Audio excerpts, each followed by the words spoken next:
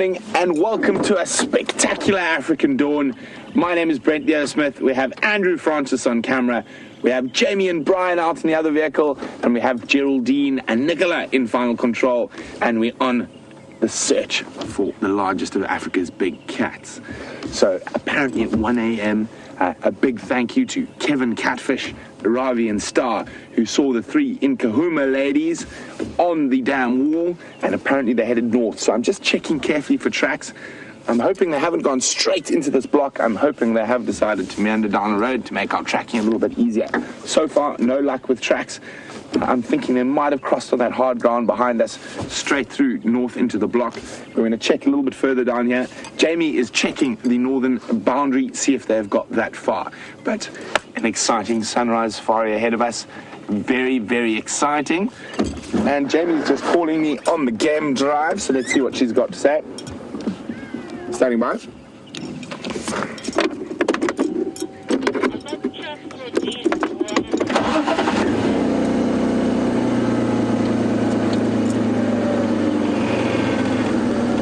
The Nkahumas keep giving us surprises. Copy, thanks very much. I'm gonna go vertical access. See if they cut back. So Jamie's got tracks on the northern boundary, but heading west back towards where they came from a few days ago. So this morning, the Birmingham boys were making one huge ruckus in the east. They did sound, unfortunately, beyond our boundary, but they were calling their heads off this morning.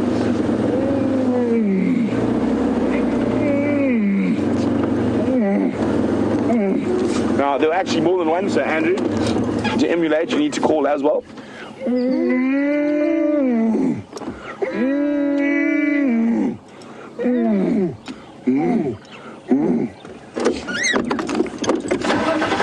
So we've been challenging all our viewers recently to do different noises. So here's another chance for you guys. Pop your best lion roar on a video and chuck it out onto our Facebook page, Safari Live, or use the hashtag Safari Live on Twitter.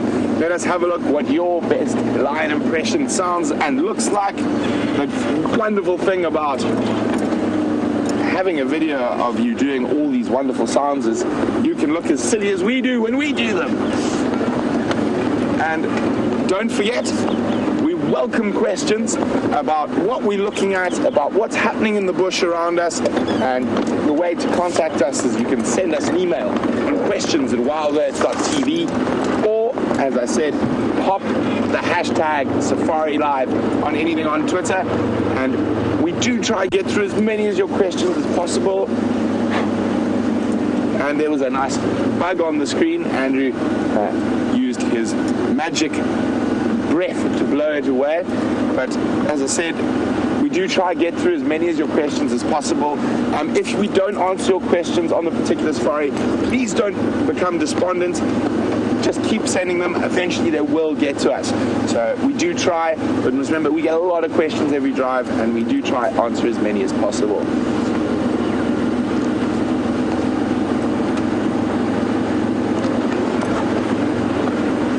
So while we try jump ahead of Jamie to try guess where the tracks are going, let's go back.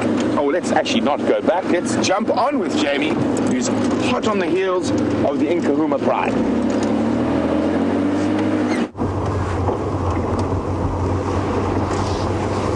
And now, of course, it becomes a competition to see who can find the lions first.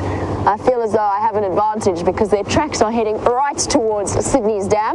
But good morning, ladies and gentlemen. Welcome to our portion of the Sunrise Safari. My name is Jamie, and I have Brian on camera with me this morning. And we're going to be following up on those tracks. I got totally sidetracked. Haha, sidetracked.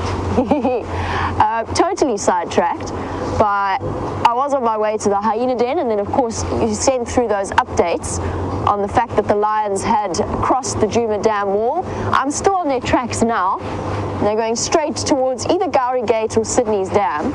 So let's keep our fingers crossed. We're coming up to the dam now, and hopefully there's some lions. 'Lions there, preferably on a kill so that they stick around. And hopefully there's some lions there, preferably on a kill so that they stick around. You never know. They were also looking very hungry last night. Not very hungry, but fairly hungry. They looked as though they were going to spend the evening hunting.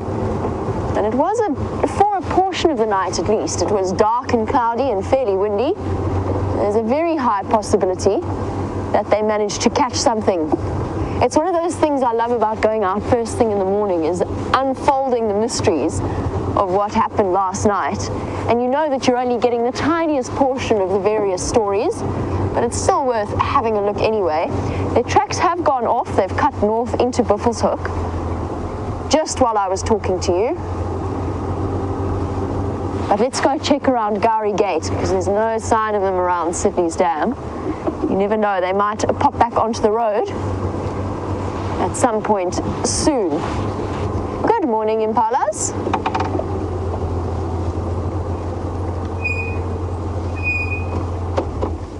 Lovely bachelor herd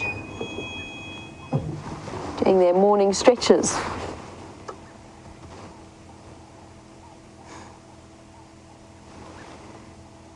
Absolutely stunning in this morning light.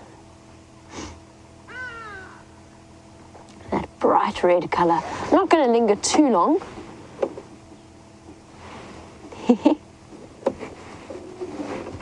Quick scratch. And of course, an impala, to continue with our tracking story, an impala would be on the menu for those lionesses, but it would be basically a snack. Even for 3 over 100 kilogram lionesses, so close to 200 pounds, an impala like that doesn't stretch terribly far, so it's possible, but unlikely. Those Nkuhuma ladies, the females that we're tracking, seem to have a speciality in hunting buffalo, even when it is just the 3 of them. We're still missing, not necessarily, I don't know what happened last night if she rejoined, but there was 1 lioness missing from the group. We know that the 1 female, the 1 adult female, is mating with one of the Birmingham boys at Nkoro. And then we had 2 adult females plus a sub-adult sitting in a group yesterday afternoon on the sunset safari, all cuddled up together, approaching the afternoon in a very lazy manner. But that still leaves us missing 1, if my calculations are correct. There should be 4 adult females and 1 sub-adult female. It looks as though they might have crossed into Buffelshoek. I haven't seen their tracks since we started our introduction. So what I'm going to do is I'm going to get hold of Brent and just let him know that. Brent for Jamie.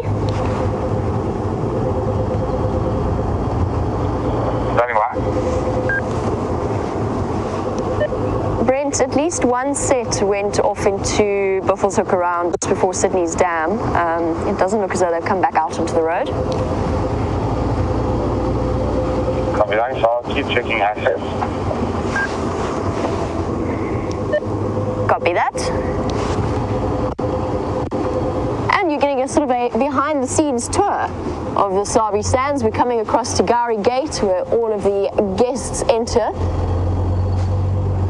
But it's very, very common for the ladies and gentlemen who man the gate to actually encounter or watch either lions or leopards or elephants walk past them.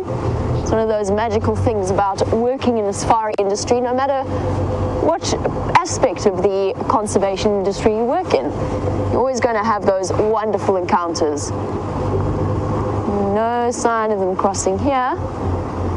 I suspect, ooh, that's a hyena, never mind. There's some hyena tracks on this reserve. There are some females that their feet are actually almost as big as lion tracks.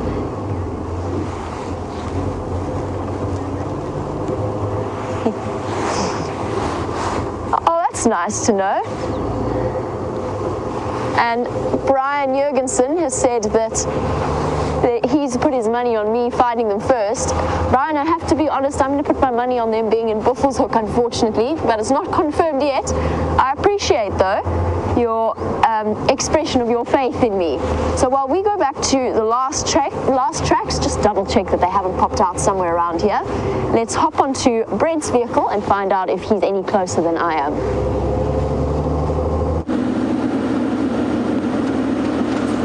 So it sounds like it might have possibly headed north, but here we've got some very distressed looking buffalo tracks running south.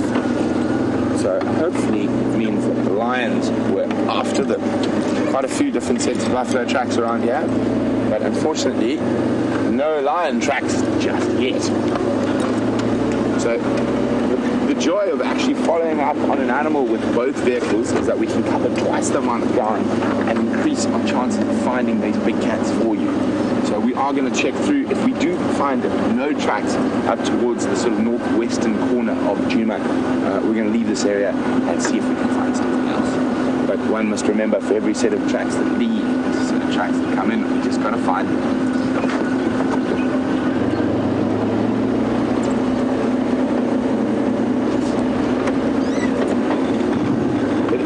Absolutely spectacular African dawn this morning, and definitely one of my favorite times to be out. It's quite nippy, so quite a welcome change to have a bit of cool weather. Hopefully it doesn't get too cool. I'm quite allergic to the cold. Oh, look at that. That's an African fish eagle.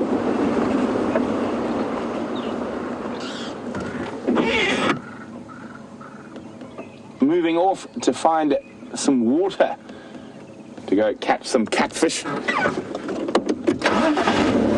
There's a nice start to the bird list for the morning. Disappeared. It's disappeared.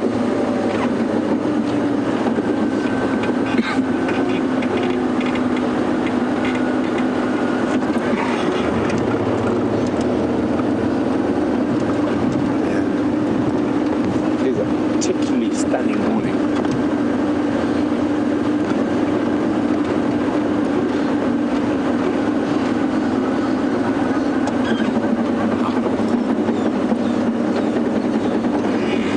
So Donna is saying, whose land is it? Whose land is it? It's mine, it's mine, it's mine. And that's her imitation of lions as taught by me. And for those of you who might be new, my grandfather and father, when we were small children living in the bush, taught us what a male lion says. So when he calls, he actually says, whose land is it? Whose land is it? It's mine, it's mine, it's mine. That is how we got taught as small children what a lion says.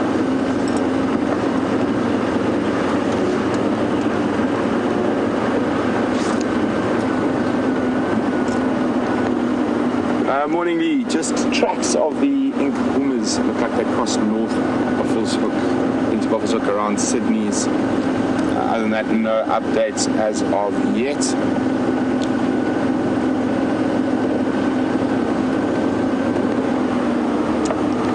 Nkuma, Ngala.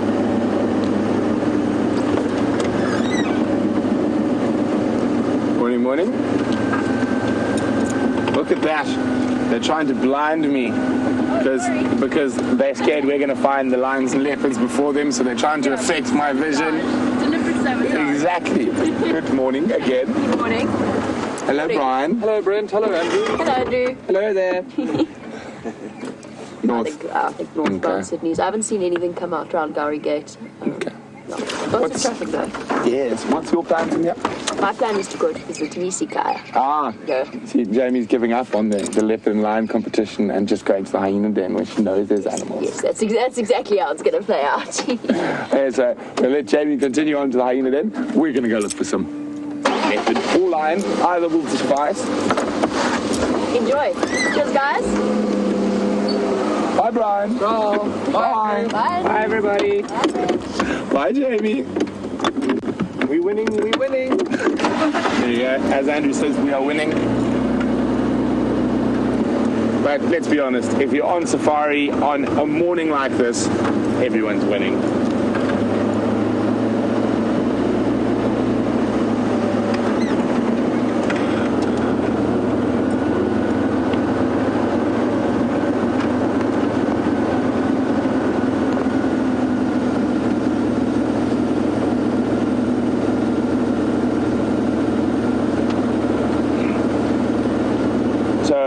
Warm Safari Live. Welcome to Scott in Kingston, Wisconsin. Sorry, just listening to the game drive. But Scott says people in the North Americas hike with bells quite often to try let any animal ahead of them know. Oh, look at that! Now that is a wonderful thing to see. And Scott, I will get to your. Now that is a particularly large elephant bull track. Scott, I'm going to get back to your question in a second, but just I'm going to show you how big this elephant bull is. So I'm not so good at US shoe sizes, but in a UK I'm a size 12 or 13, and look at that. So that's the back foot on top of the front foot. And this back foot is bigger than most elephants' front feet. So if I put my foot in it, it is literally 2 of my feet. And those are, so that's a size 24. And that's the front foot. So the back foot actually is even bigger. It's about 2 and a bit. I mean, sorry, the front foot's even bigger, the back foot's smaller. Obviously, the front foot in most animals is much bigger, lions and leopards as well, because it's got to carry that bulk of the head and the shoulders and all that muscle around there. Well, but Scott was asking about bells, and would we do that out here in Africa, or would the unwanted attention possibly cause danger? Well, I don't think it would cause danger, Scott, but quite often when we're hiking, particularly out here or walking, we're actually tracking animals on foot, whether it be lions or leopards or elephant or buffalo. So we actually want to find them, and we don't mind finding them on foot. So if anything, wearing a bell might possibly alert them to our presence, so they would slink off before we can find them. And of course, very different. I mean, we are very well trained and been in the bush a really long time. So it's a very different thing to go marching off in search of a lion or an elephant. But no, I've never heard of bells being used in South Africa. Most people who are not real bush people, when they go walking, they make too much noise to find an animal anyway. Just double checking here if there's any tracks of the lions.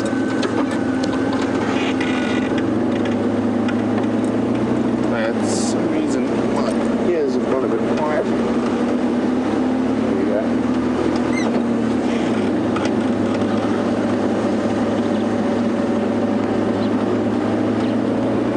So while we go in search of leopards and lions, let's go back to Jamie, who's got the tallest animal in the African bush, who actually shares a part of their Latin name, the leopard.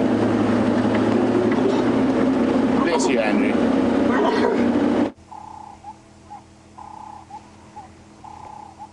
And sitting with the Camelopardus, or the giraffe, the tallest creature, just topping off the scale, slightly taller than Brent and Brian.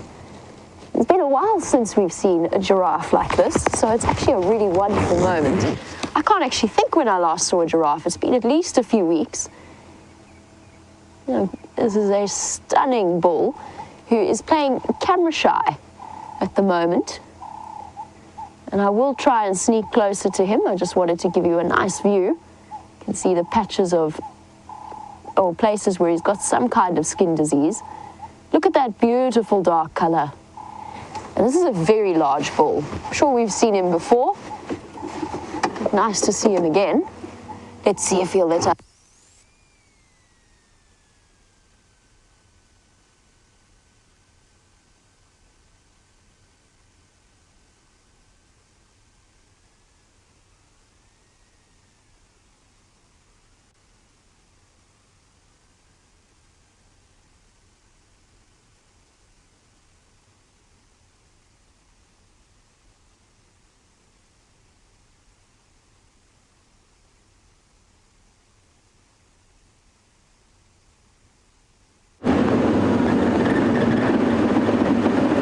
we're on the long road south.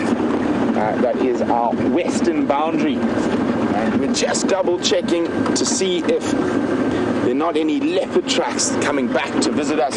So as I said, if there's a track leaving, there has to be a track coming in. Just going slowly, checking. There's quite a lot of big animal paths here.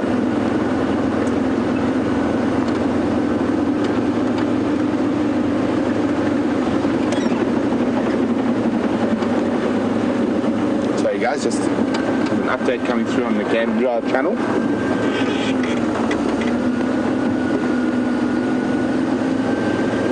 So last station, please go again.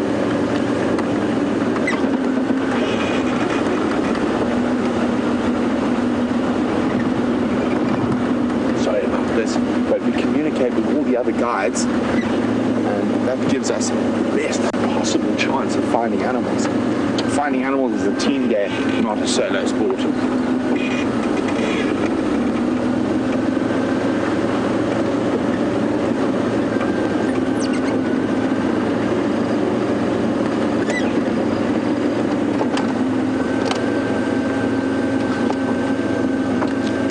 Just checking down the road, it looks like there might be something there. Could just be a bush. And a bush it is.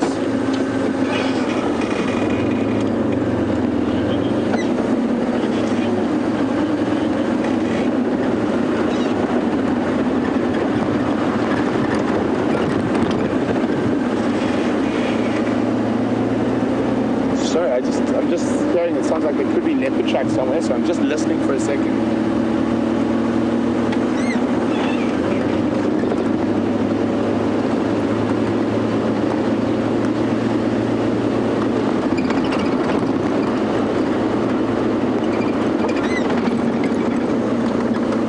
Okay.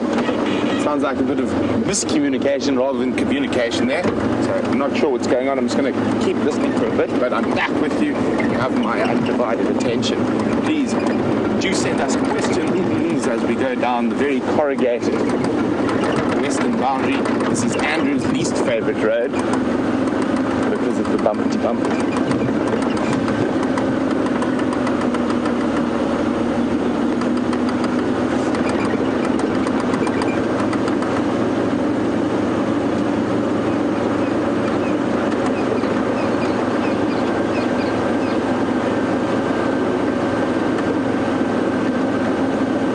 Andrew, Brian is wondering, did you ever get that gundwine?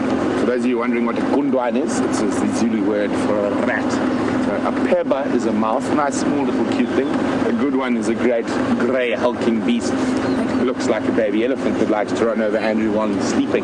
Andrew, did you ever get it? It was too quick for me, the little bugger.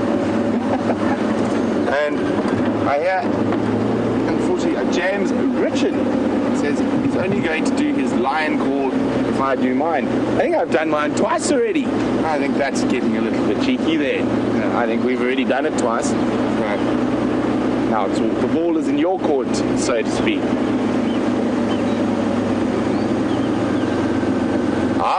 Sorry, James, I misheard that.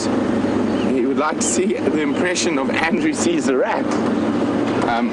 Well, I think if I had to do an impression of Andrew sees a rat, it'd be a little bit undignified, running around screaming like a little girl. And I personally do not scream and run from rats, so I'm going to take the high ground on this one. But we can make Andrew do it a little bit later. We'll get Andrew to run around like a headless chicken in front of the vehicle, and I'll go onto camera. But before we do that, we're going to utilize this cool early morning to try to find you guys some cats. And let's jump back with Jamie at the giraffe.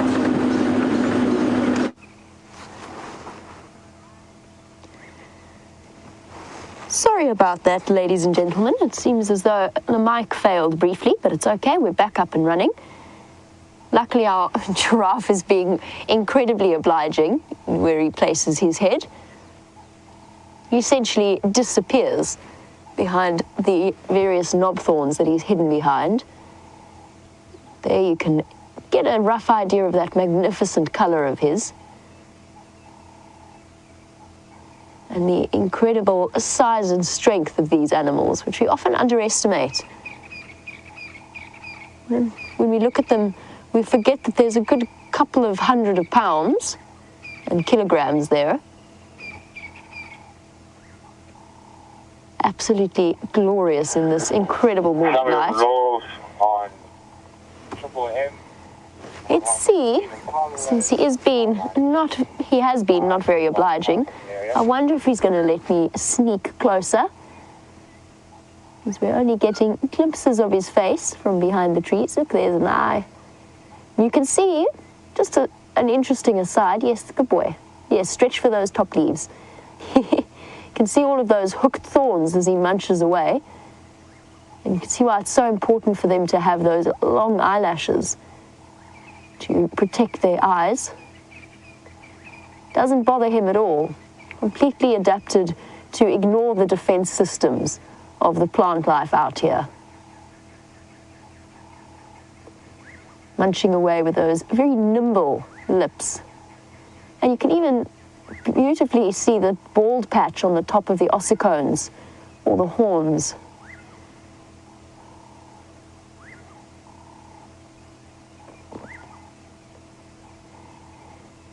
And it's wonderful to have new viewers, as always, and we seem to get new viewers every single drive that we do. But as our giraffe is being so shy, Trevor Lane was wondering if the noise of our jeeps keep the animals nervous and hiding themselves, or not showing themselves at least. And the answer is it certainly depends on the animal. Trevor, if you stick around with us, and I sincerely hope that you'll do, you'll see how relaxed some of the creatures like the lions, the leopards, the hyenas can be. There's a hyena. Wandering through a very thick block. Sorry, I don't know if it's going to, it's just walked past. It's one of the sub-adults. I promise you there was a hyena there. I'm not making it up. There we go. Here you go, Trevor. You can get a sort of a rough idea. Hopefully, this little sub-adult decides to come wandering through. Come on, little one. Come say hello. Nope. Off it goes. Cheers. We'll catch up with you later at the hyena den. They love this block. There's a couple of water pans around here that they love to go and lie in, particularly in the heat of the day. And something similar to what we were watching the 3 hyenas do last night, lying in the Djuma Dam. Extraordinary sighting that we had yesterday evening with the hyena calling right next to the car. But yes, to Trevor, just to let you know, and I'm going to try and sneak up on this giraffe. It depends on the animal, and it depends entirely on your approach to how they react to your vehicle. So if you drive straight at them, and it's more what you do. All of the animals in the Sabi Sands have had vehicles driving around them since they were born. Their parents have had vehicles driving around them since they were born. It's one of the wonderful things about working out here, is the fact that they are very familiar with vehicles coming through. But that being said, as with anything, we are driving in their home, and so it's very important for us to have respect for them. And just reading his body language, I think that if I try and get you a different view, he's actually going to move away. So it depends on the animal, and it very much is up to the guide to read the way in which they are responding and to try and get a rough idea as to how they're going to react to you. It's not so much the noise necessarily of the vehicle as it is the motion of the vehicle.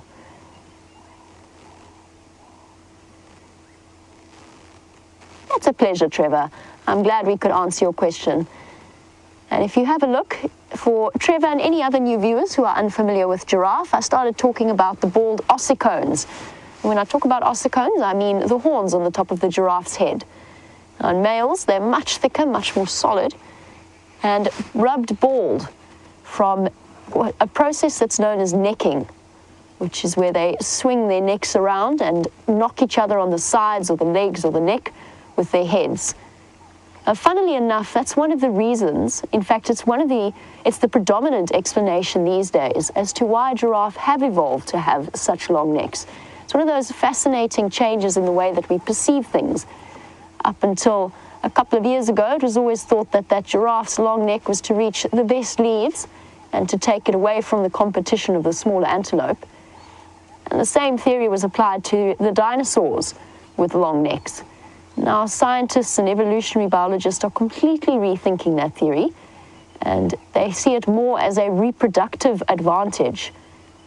So similar to the long horns of, say, an impala or the spiraling horns of a kudu, the giraffe's long neck is an adaptation for fighting. Very interesting thought. The females, that's borne out by the fact that the females' ossicones are tufted and much, much smaller. There's a clear biological difference, and you often see giraffe feeding like this one is now. First of all, behind the trees, hiding away from us, but also just with its neck completely lowered.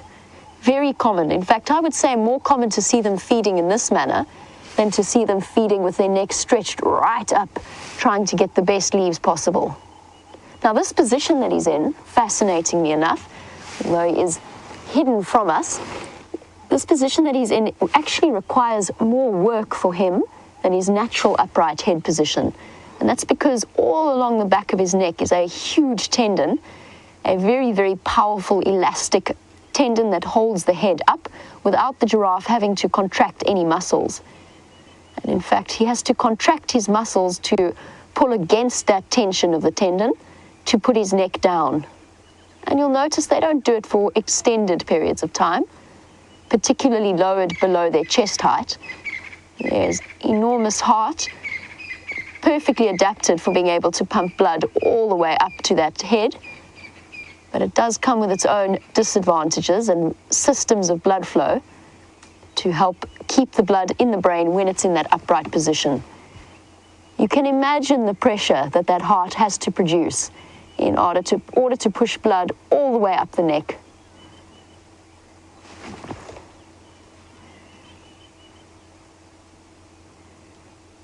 And Kaylee, who is one of our 6-year-old viewers, and Kaylee, I'm sorry I can't show you clearly, but you wanted to know what the round spot on our giraffe's neck is. If he obliges us by coming out into the open, which he doesn't seem to want to, Kaylee, giraffe get lots of different kinds of skin diseases. Oh, there we go. Is that it there? Difficult to see in the sun. But they do get a wide range of skin disease from a virus, and they sometimes get growths or polyps, and then to something similar to mange or some kind of fungal infection. And for some reason, giraffe in particular, I've noticed, giraffe and buffalo seem particularly predisposed. In other words, they get skin diseases more often than other animals. And it's just a little itchy raw patch, Katie. Something where the skin's not growing or the fur's not growing back, but nothing too dangerous for him, and it won't bother him too much. Just something that is naturally occurring, and he can't get any cream for his... It's essentially like eczema, Kaylee.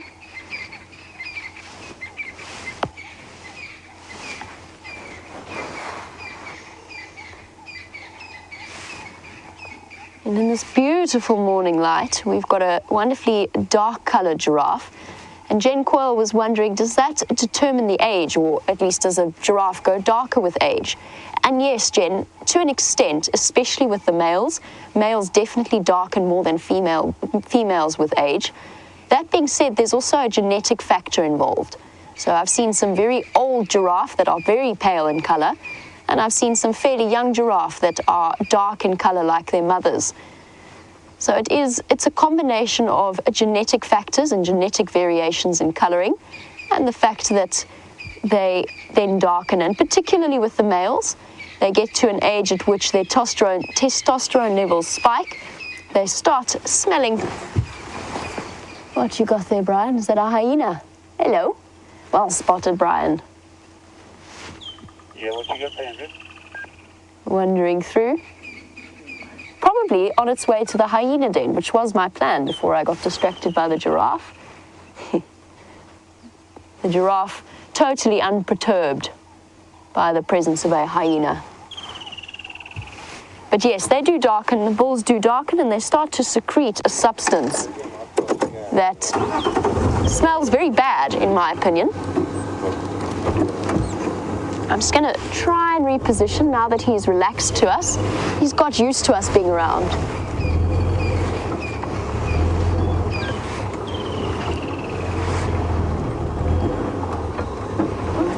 Barbara's a regular viewer and has started to get familiar with our various giraffe.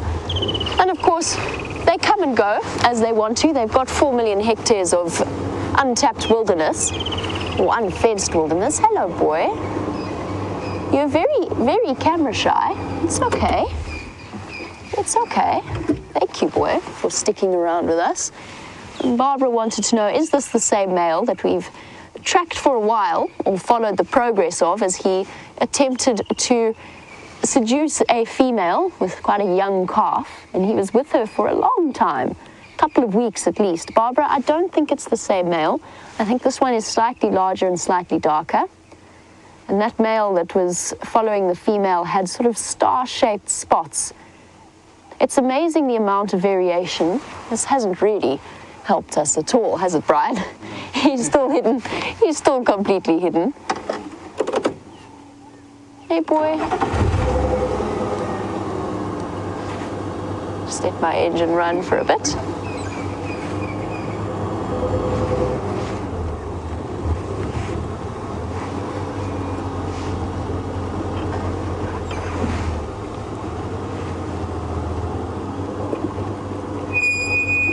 That was subtle. There we go. Slightly different view of our giraffe. Luckily, he's nice and calm to our presence. Hello, boy.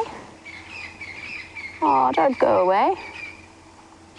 Something's attracted his attention there. I love watching the way that they duck and dive. So Eric, who is watching in Virginia Beach. Hi, Eric. Good morning. You wanted to know, apart from the sort of the long neck, the long eyelashes, standard adaptations that we often chat about, you're wondering if there are any less obvious adaptations, and I'm going to do some of the more obvious ones as well, just for new viewers. So a giraffe's tongue is one of their main interesting features. He's so camera shy, this giraffe. Doesn't want to play nicely. Let's try and sneak forward. Boy, you're making life difficult for poor Brian. He's filming more leaves than giraffe. Come on, keep hiding. There we go, sort of, a little bit better. But Eric, that tongue, and for new viewers, the tongue is can reach up to 50 centimeters long. To put that into inches, it's probably about 20 inches. And that's adapted to wrapping around the leaves and getting to the best parts of the plant and being able to nimbly wrap around and dodge the various thorns that might be around. That being said, wrapping your tongue around here we go, hello gorgeous.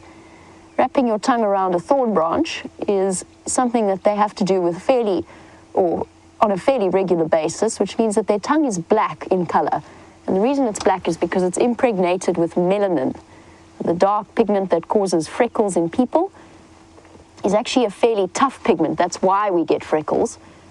Or certainly with my sort of long way back Irish and Scottish heritage, it's certainly why I get freckles, because it's exposure to the sun and your body's attempt at protecting you. The melanin actually toughens the tongue and allows it to wrap around the thorny branches. So yes, the eyelashes, the position of the nostrils and their ability to close up so that they don't get spiked in the sensitive inner membranes of the nose. The ears positioned in the way that they are, just like all the other antelope species or any of the bovids, with independent movement. And he's gone again. This giraffe, I don't think wants to be on camera, and I don't think we're going to be able to reposition to see him some more. But we'll just finish up the discussion about adaptations. The valve systems within the neck, in order to allow for blood flow to be pumped up, and then obviously as soon as that heart relaxes, those valves have got to be incredibly strong to stop the blood from flowing back down against the flow of the artery. In the huge 20-kilogram heart, if not larger in certain specimens, that's about, about 40 pounds, 45 pounds. Same number of vertebra as we have, so 7 vertebrae in the neck. But I mean, when we talk about a vertebra, it's that long. You know, that's just one vertebra in a giraffe's neck. So that's one of their adaptations. Carry most of the weight in the front of their body, huge lungs and huge heart, as I said, to all cope with the blood flow up into the brain. And then the tendon in the neck as an energy efficient way of holding up. You can just imagine now a giraffe skull, having picked up just a skull before that we found. That giraffe skull that I found once was probably in the region of about 12 kilograms, if not more. Definitely weighed at least a bag of flour, probably a little bit larger. Now that was just the skull. Imagine with all of the flesh, the muscle, plus the muscle of the neck, you get a rough idea of just how heavy that weight must be pulling downwards, which is why they've adapted to have that tendon running down the spine and down the back of the neck and attached, so that it essentially holds the neck upright. And it's fascinating to watch. I have found a giraffe before that had died of natural causes, and I went forward and I pulled the head down, so downwards as if it was bending its neck forwards, and then released it, and it shoots backwards. That aspect of their anatomy absolutely fascinates me. The rest of their adaptations, of course, are all pretty similar to the rest of the bovids or the antelopes. The 4 chambers or the 4 stomachs of a ruminant, allowing it to make the most of the nutrition that it happens to get. It allows it to be a little bit more selective about the food that it eats. What else is there in terms of adaptation? I suppose one of the interesting ones is the way in which the babies are born and the shape that they are. So the slightly shorter neck, they look disproportionate. Their legs look longer in proportion to their neck than adults do, and that's a way of them being born with the ability to keep up with the adults when they move. And giraffe are deceptively fast. They've only got 2 strides, and there's only one other animal that walks like a giraffe, and that is a camel.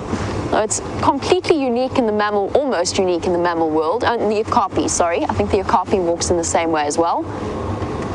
And they walk with the 2, they slant, so the 2 left feet, the front left foot, the front left foot, the back left foot. Oh my word, I'm getting my lefts and my rights confused. Those move simultaneously, and then the right side moves simultaneously. It's completely unique, and what that means is that giraffe can't trot. They can walk, which is fairly energy efficient, and they can cover huge distances, or they can run in a sort of sloping canter. And it's deceptively quick because it looks so gentle and smooth, but it's actually a very rapid movement. And I think we better speed up so I can go and visit the hyena den before it gets too hot.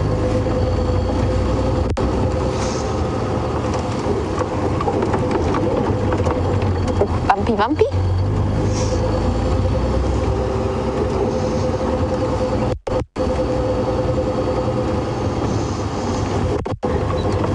And to finish off with our adaptations in terms of basically being able, for all animals, essentially, but especially for giraffe and elephant, Kim was wondering, do they have special sort of strengthening within their throat or protective measures for when they eat thorns?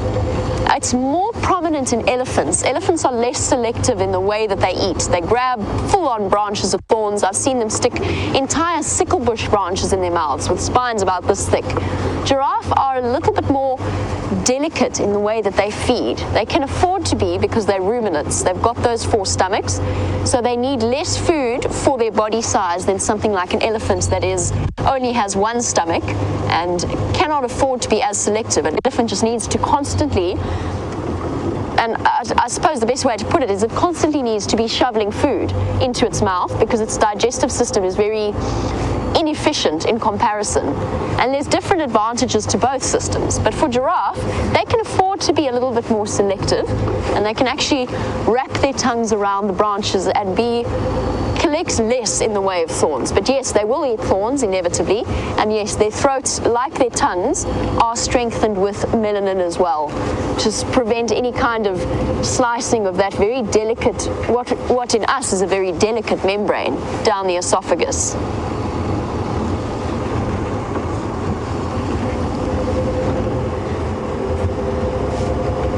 And while I race across with fingers crossed to see if we can have any action at the hyena den, let's have a look and see if Brent or what Brent's been up to.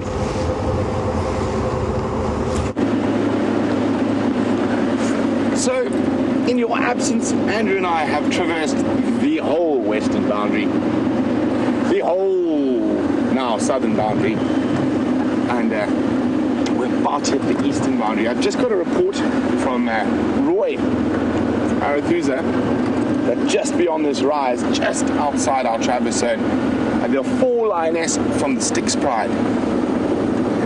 Between us and them, there's some waterbuck silhouetted against the morning light.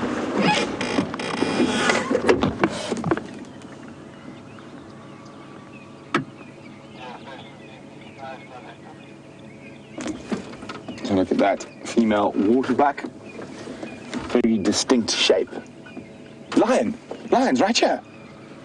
Where? In front of the waterbuck. Well, obviously those lions have moved. Now, is this in Kahuma's or the Styx? Whoa. And suddenly, as my eyes adjusted to the light, I noticed something move in front of the waterbuck, and it was lions. Isn't that amazing? Look at that, lions and waterbuck. You can see the waterbuck taking very little notice of the lions. Now, I'm guessing this is the Styx pride. But look at that pronking coming through on the left. I stopped now. I've seen waterbuck do that often when faced with predators. This way, girls, this way.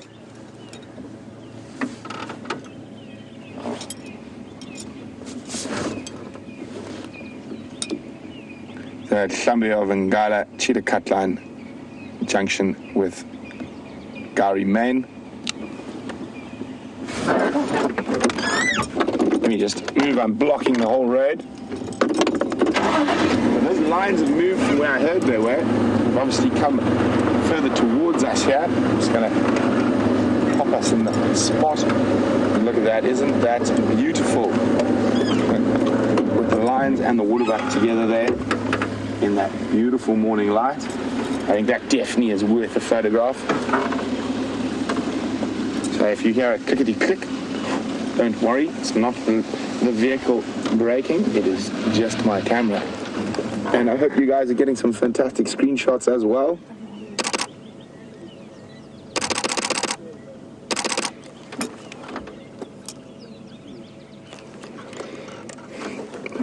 So isn't that funny how the world works?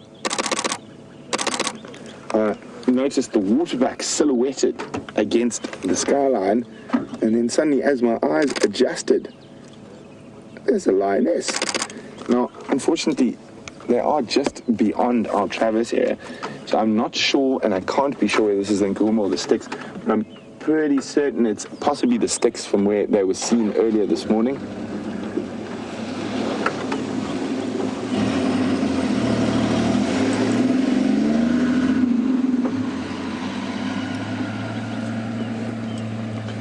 Lady Luga, welcome to Safari Live. Very sleepy kitties and waterbuck disappearing over the horizon. So Lady Luga is wondering, are they not going to chase the waterbuck? So quite often if lions have been spotted, they immediately give up the chase. They are ambush predators. The only animal they really tend to sort of harass once they've been spotted is buffalo. But with most of the antelope species, they are far too fleet of foot and will keep enough distance between themselves and the lions to avoid being caught.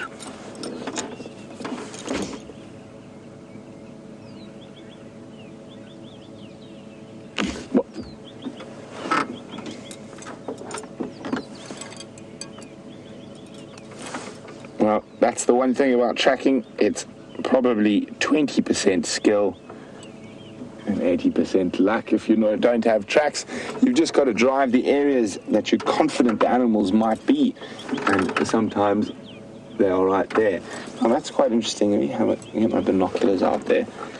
Now, her teeth look quite large. I'm just going to have a quick look. I haven't heard of any of the Styx having cubs, and it's quite difficult in this light.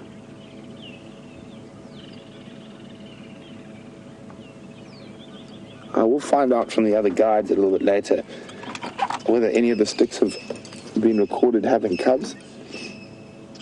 It's quite a nice full belly by the looks of things. Is another reason why they wouldn't be out and after those waterbuck. They've obviously had a midnight snack last night.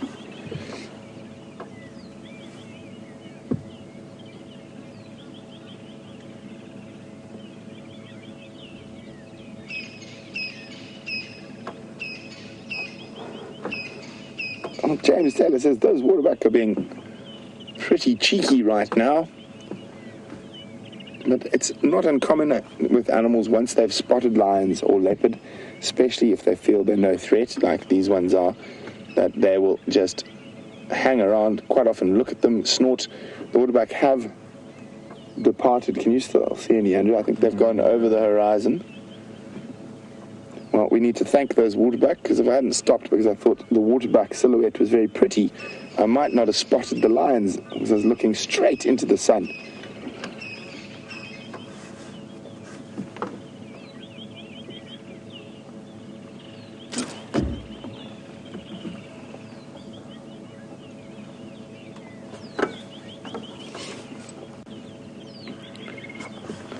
Sabrina in North Carolina is wondering, do I enjoy tracking lion or leopard more? Sabrina, I must say, probably I enjoy tracking them equally. They both give different set of challenges. Leopard is definitely a far more technical animal to track because there's generally only one of them and their paws are much, much smaller than a lion's, so they are more difficult to track. And that is a whole challenge in itself. But there is something incredibly special about being on foot with the dominant feline predator of Africa. I'd say I can't choose between the two. I love tracking both.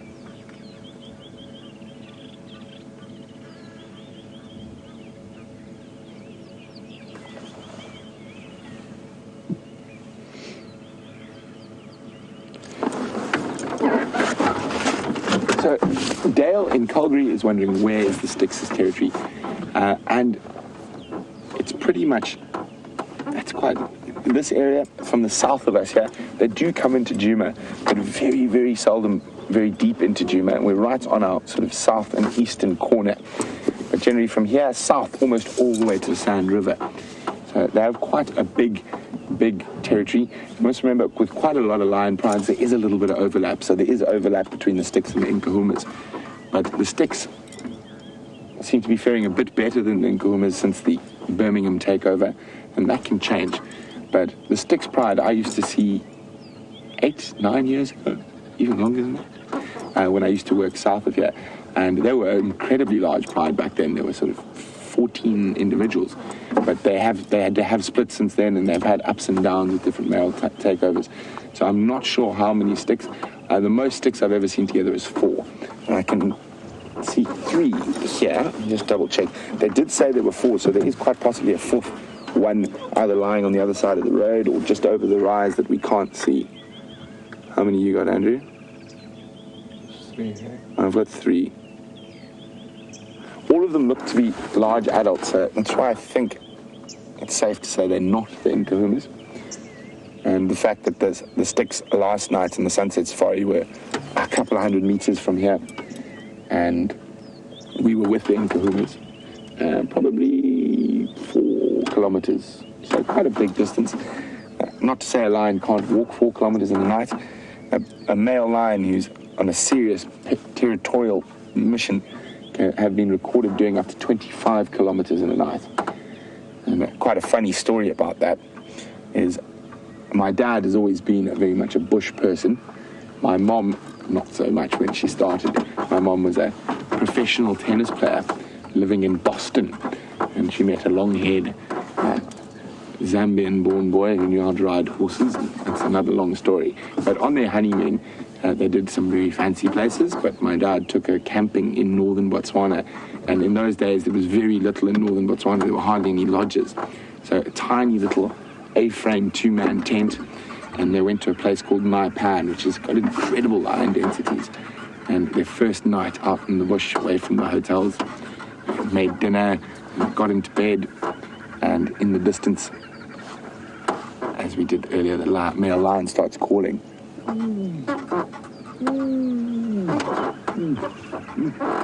And I can even imagine it. Kevin, how far away is that line? Oh, I don't know. 4 or 5 kilometers. My mother lies down again. 2 minutes later. Kevin, how far does a lion walk in a night? Oh, he can walk up to 20 k's. whoop, zip, out the tent, into the car, and she slept there for the first 2 days of camping and honeymoon. And amazing enough now, my mother goes out on game drive by herself looking for lions, and it's been that was probably 34, 35 odd years ago. You know, heads are up a little bit. Oh. Yay! Come this way. That's a good girl. Come join us. I haven't seen the Styx on Juma for such a long time. They are currently on Torchwood. But if she keeps heading in that direction, she might come on to our eastern boundary. I'm afraid she's just heading for the shade, possibly.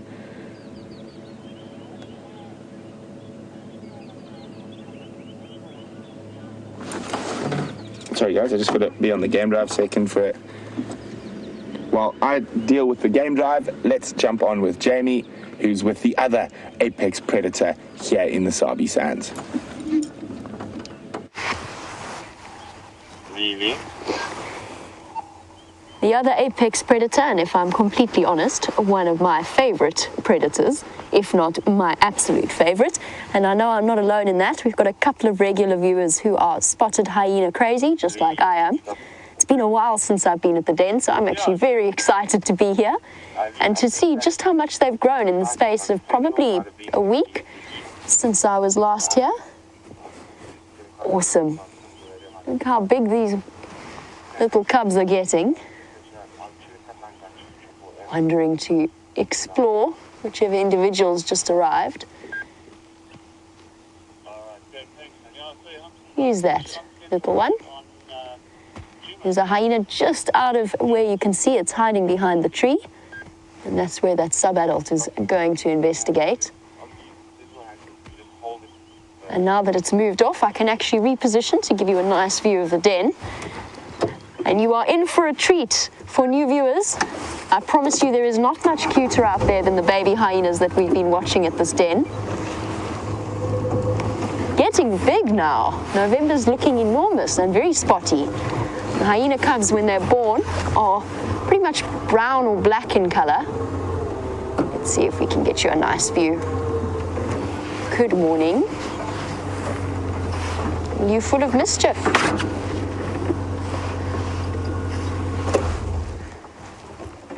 And there you go. You can get an idea of just how little, to carry on with the question from earlier, just how little the animals are affected by our presence in these kind of situations.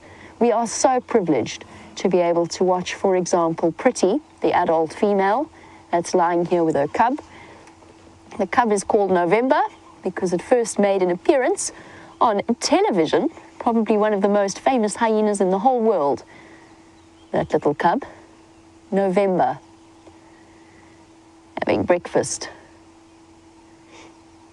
And as an only cub, or the sole surviving cub at least, plenty of access to high nutrient content milk.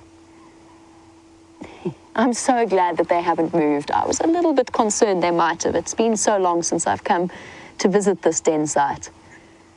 You get to really enjoy special moments like this. You're getting so big, November, you don't fit comfortably around Mom's tummy like you used to.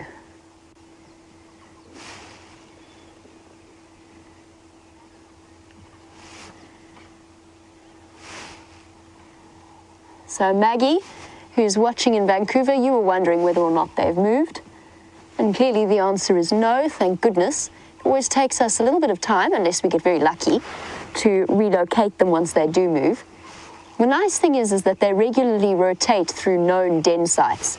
Now, for new viewers, the reason that they move from den to den is because eventually what happens, particularly with the younger cubs, is they will both urinate and defecate and then live in the holes in which they are born. And it starts to build up a parasite, or quite a high parasite content. The den starts to get very smelly. And obviously that's not entirely hygienic, and also can attract the negative attentions of, for example, something like a lion pride, although I'm fairly certain that the lions know exactly where the hyena dens actually are. But yes, they then move, and the mothers will all shift their cubs either by carrying them, or if they're sort of November's age, they'll be able to trot along beside mom. And the most fascinating social structure of, I think personally, one of the most fascinating social structures of any mammal. The only truly matriarchal system. Females are bigger, stronger, full of testosterone. Testosterone. Why do I keep doing that? Testosterone. Androgen and testosterone. Testosterone is not a word. So the high content of male hormones and a fascinating structure of hierarchy within the clan itself, all dominated by one top female and her offspring. And I'm fairly certain that the individuals that we're looking at are going to be high-ranking within this hyena clan. Pretty seems to be fairly well established within the clan itself. And you can see why she's called Pretty, although it's always useful just to give them names so that we're able to keep track of their movements. But she is one of the most attractive hyenas. Yeah, no worries. I'm right. There is this. So don't panic. Thanks very much.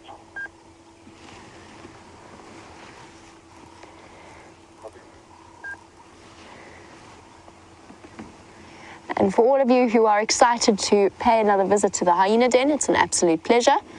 I cannot believe that Brent managed to win the lion competition this morning by pure luck. Pure luck, and I don't think it counts, because if you're looking at a water buck for 2 minutes before you spot them and you haven't tracked them, it definitely doesn't count. But speaking of Brent and the lions, let's find out what those lions are up to.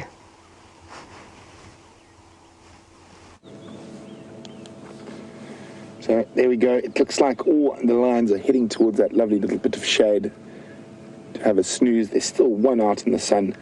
I was hoping they were going to move closer towards us, but they might do that or save that for the sunset safari.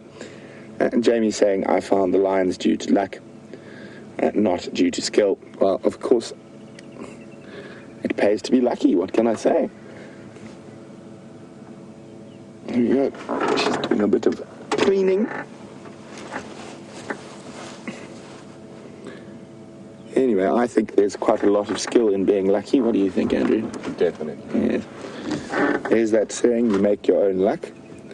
And if that's the case, quite good of it, I think, especially when it comes to the kitty cats. There we go. I think she's going to pop up and walk across to the other two in the shade quite shortly. So we're going to stay till she does that. And then if they are flat cat in the shade, we're going to move on to see if we can find the other big cat that's here. And hopefully some ellies as well.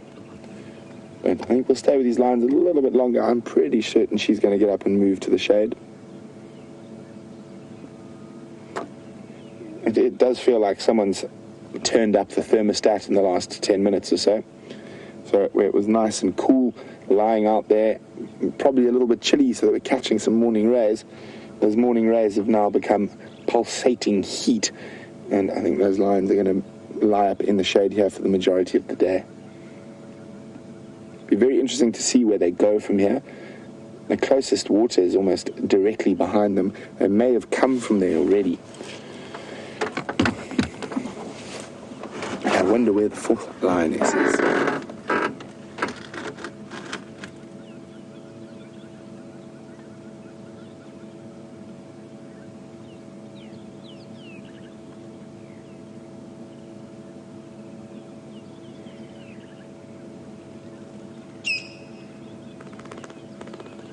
So a very big Safari Live welcome to Shell, who's a regular, and her mom who's watching, who's not regular. And Shell's mom is quite shocked. She says, I thought these lions were wild. Why are the vehicles so close? Well, Shell, they are definitely wild lions. And the reason we can get so close in vehicles is that these lions have grown up with safari vehicles all around them. So they're habituated to the presence of vehicles. That by no means detracts from the fact that these are wild animals and are potentially incredibly dangerous. But if you drive carefully and considerately and don't push them, you are able to get close and have some spectacular sightings. And when we move from here, I will give a nice long explanation on how you habituate the big cats to the presence of vehicles. There's quite a few different ways. And some are sort of more traditional or old school, and others quite new.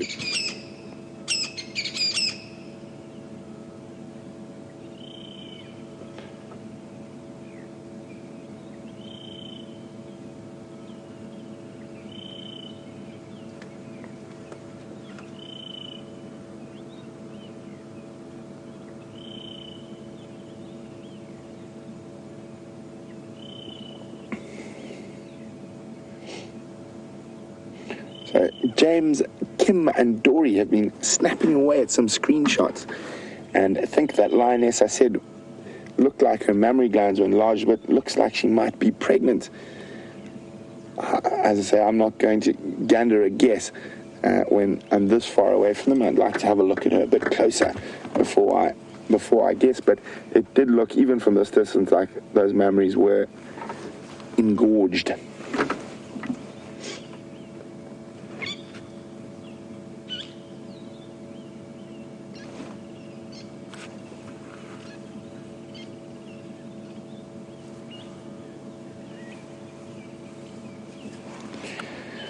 So Helen is wondering, is the Styx pride, the pride with the tailless female? It's not, Helen, that is the Tsalala pride. The Tsalala pride, T-S-L-A-L-A, and that is named after an area in Londolozi to the south of us called Tsalala Pan, and Tsalala is the Shangaan word for a gardenia tree. Now, the Styx pride, how they got the name, there's quite a lot of different stories. They were named on Mala Mala a long time ago. This pride's been around in various forms for probably the last 15 years or so, maybe even a bit longer. And as far as I can work out, there's some reference to the river Styx. From mythology is where their name comes from. I think it's been lost, the original meaning of why they are called the Styx pride, because it's S-T-Y-X. So, if I remember correctly, there is some reference to the river Styx.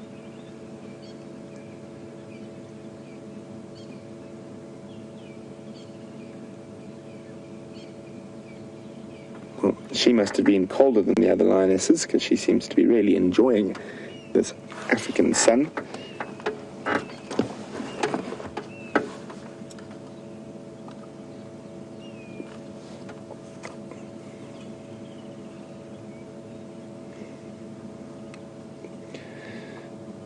So we've got a new viewer in the Big Apple. And look at that, on cue for Linda in New York, the lioness is going to walk for us. So Linda, a new viewer from New York. A big welcome. Linda says, this is awesome. It is, Linda, and it's awesome to have you on the back of the vehicle. And don't forget, you can join us twice a day, every day, for live African safaris. And here we go, off to the rest of the pride. And a little bit of face nuzzling, and I think a flop will happen quite shortly. Oh, or maybe she's going to move. No, and flop behind the bush. So, isn't that wonderful? You literally never know what's around the corner here in the African bush. But we're going to leave these lions lying up there. We will come back and check on them later in the safari. But in the meantime, let's go see what else we can find. And also, let's jump on the back with a Gemma and see what she's up to. Morning, doves.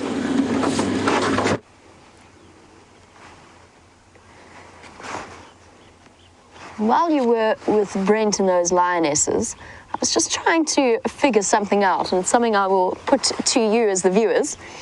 So in safari terms, we very often refer to flat cats. And by the way, there's what looks like definitely Madam. I'm not sure if the other adult is Corky or not.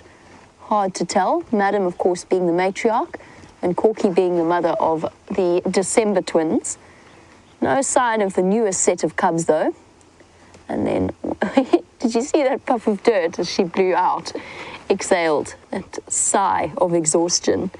But yes, in safari terms, we often talk about flat cats, describing, for example, the scenario of the Nkuhumas yesterday afternoon, where they barely move. And then we've got, apparently, log dogs, which is a new one for me, but it's something that's been termed for when the wild dogs go flat, which is not very often, except in the heat of the day. But now we need one for hyenas, as a description of their sleepy state. Not much rhymes with hyena, doesn't work quite as well as flat cats or log dogs. I'm proposing an alliterative approach, hyenas on hiatus. I had a good chuckle at my own wordplay there, although I think it's actually probably not as appealing as I thought it might be in my head. Hyenas on hiatus, but I'll put it to you guys if you can think of any other good description. Any good description of a flat hyena in the shortest possible terms in a way that sounds as informative as flat cats. Jerry says we can improve on that. She's not fond of my hyenas on hiatus. Oh, there we go. I'll have to put it to you guys. I'm out of options. I'm out of thoughts. We'll have to figure out a term for flat hyenas.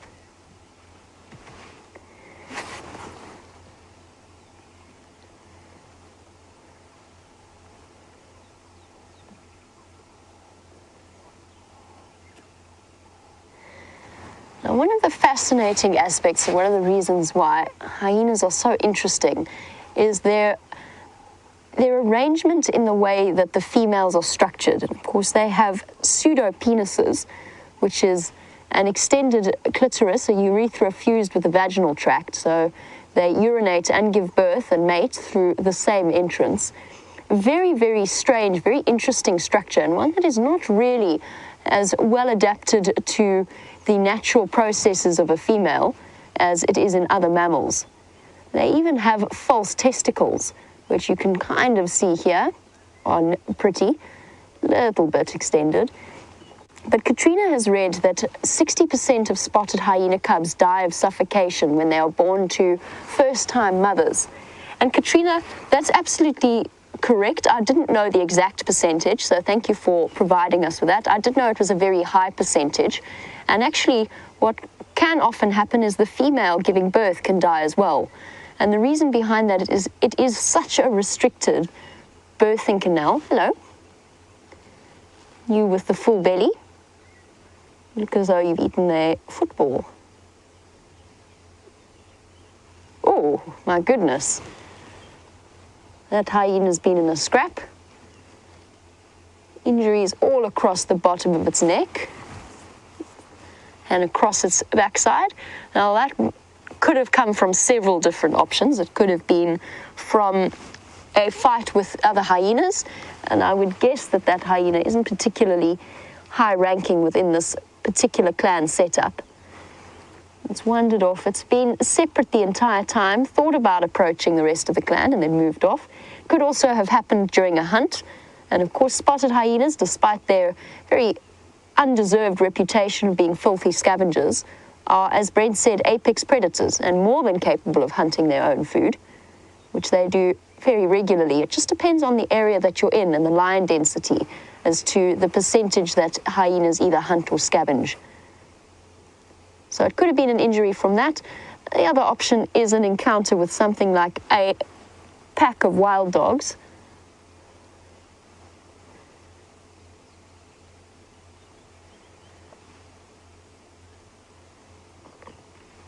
So yes, the other option is an escape from one of the other predators. But Brian, just to finish off, because you asked whether or not hyenas are scavengers or predators, hunters, they're actually, when they put their minds to it, they are probably more efficient hunters than something like a lion. Their success rate in terms of kills attempted versus kills actually achieved is higher. For lions, it's somewhere in the region of between 10 to 20%, depending on the dynamics of the lion pride itself. Whereas with hyenas, when they set their minds to it, their success rate is probably between 60 to 80% of kills initiated, therefore resulting in successful kills.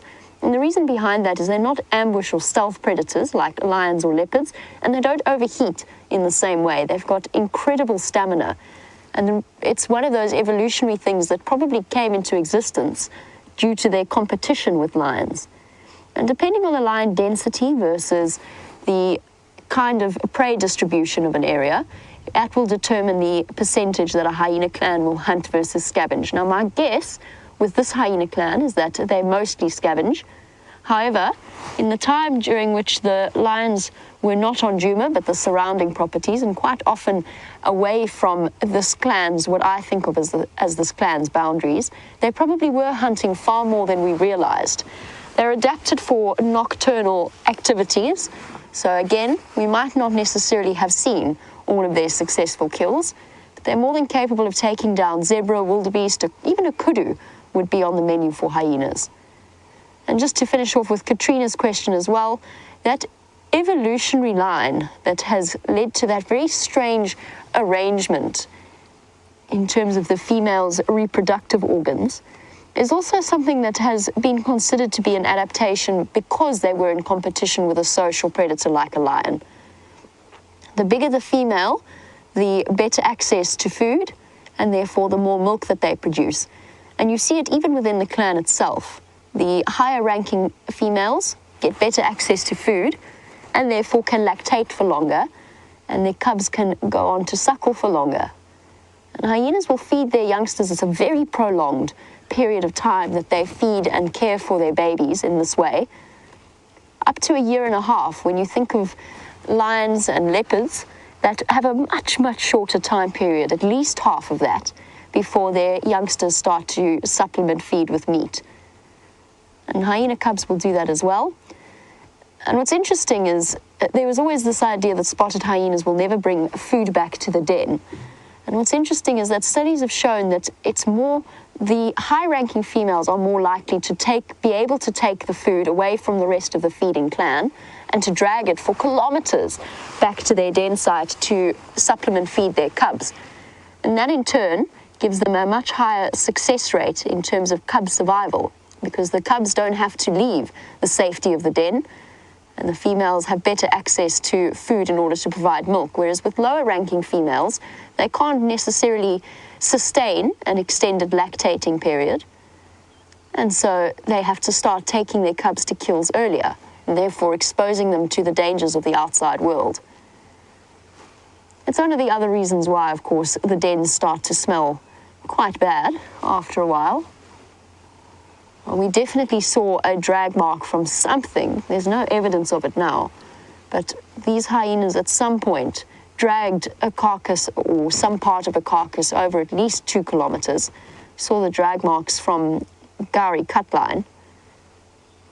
They're extraordinary creatures. The strength and the stamina compared to lions is phenomenal.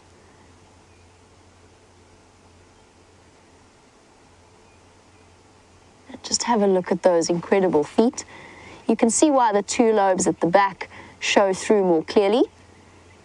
You'll be able to see it on the dogs as well, but also look at the way that the toes fit together like a puzzle piece almost. The way that their sides are squashed together. Now, with leopards and with lion tracks, their toes always fall separately. There's always a little bit of space between each toe. Whereas with hyenas, I always think that it looks as though they are pieces of a puzzle joined together.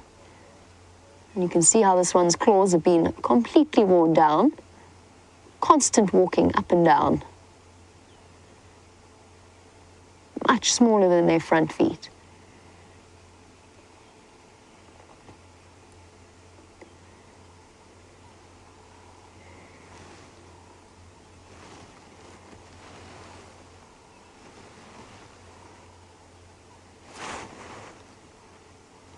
Oh, why didn't I think of that? I really thank you for all of your suggestions as to our description of flat hyenas.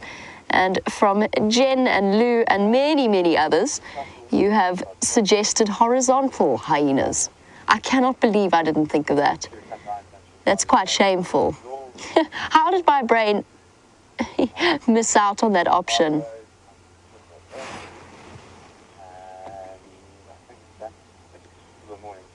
And Lady Lurga and Janet have suggested siesta hyenas.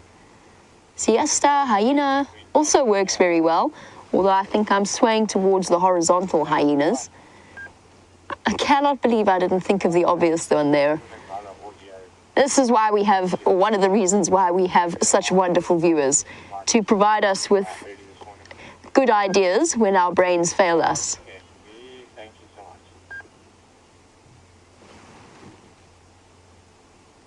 Stations heading north into Bristol City, that's okay? Oh my word, the options are streaming in. Flopped spots. Morning.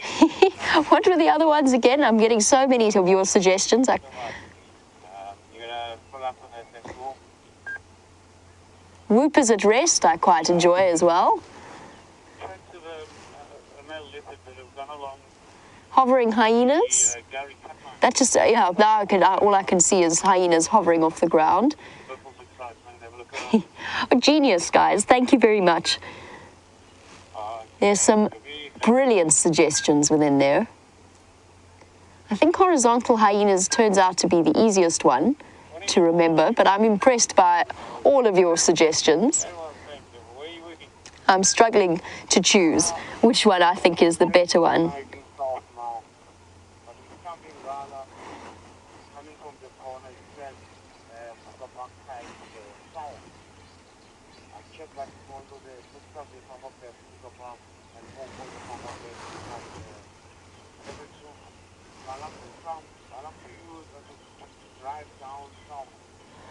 And my goodness me, Sandblaster, you've, I think, won the day there with your suggestions.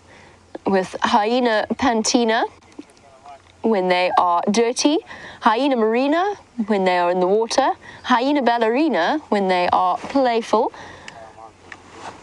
hyena cantina for when they are eating, and hyena arena when they are fighting. I'm pretty sure you just won the day with that. That's very impressive. Sandblaster, you have my full respect and a round of applause for that combination.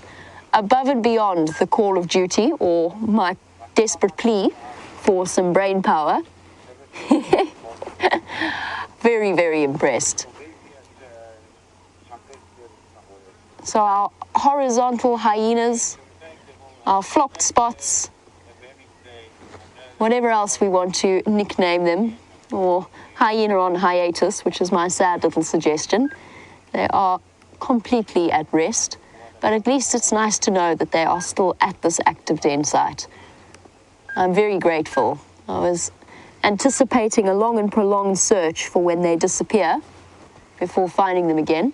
The last time I found a hyena den was a couple of months ago, and it was purely by luck. After they disappeared for a long time, we happened to pull into an elephant sighting, and we were sitting just about to leave. It was with Liam, and a hyena just wandered onto screen and led us straight to the den. But we've got lots of different methods for re-finding them if they do decide to disappear. I hope, though, my personal hope is that they decide to go to a familiar den, one that we already know. Might make life a little bit easier.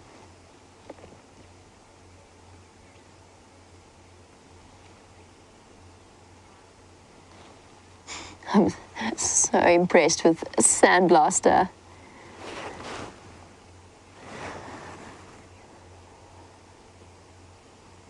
I think it is time for us to leave our wonderful hyena clan. We've got other wonderful things to go off in search of.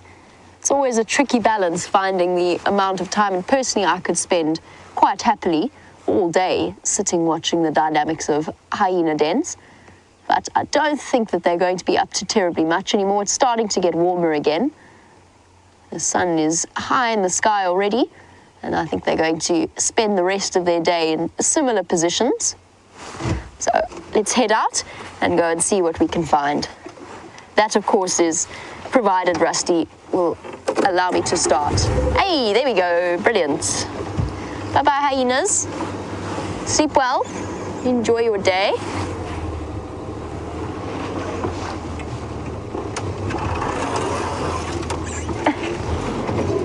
And as I said, the temperature's starting to rise already. And for our new viewer, Trevor Lane, you were wondering if it warms up fast here.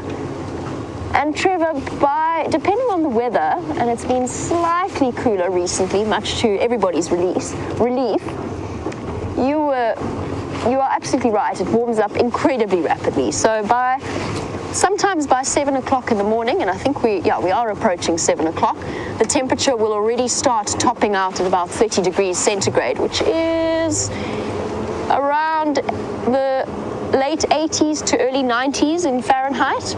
If I convert quickly in my head, I have to confess my Fahrenheit Celsius conversion is not always entirely up to scratch.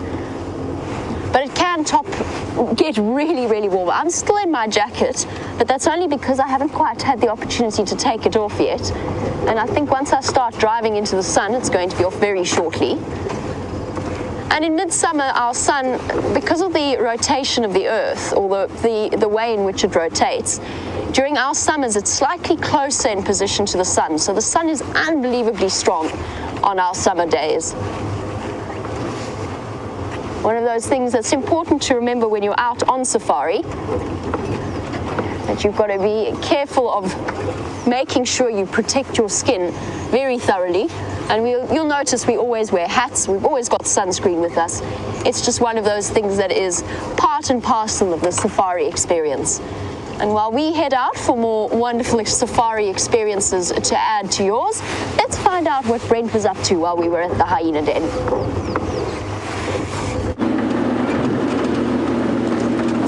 So we're busy checking the northern sectors of Djuma Game Reserve for any sign of tracks. It could be tracks of wild dog, it could be leopard, it could be cheetah. There is what is left of the Buffalo's Hook waterhole, bone dry. Continue on, even though it's dry, quite a lot of the cats still use this route. It's one of their more common routes when they're marking territory. Now, it probably became quite common because there was a spot to stop for a drink, but even though there's no water there, they'll still continue to utilize their normal sort of paths.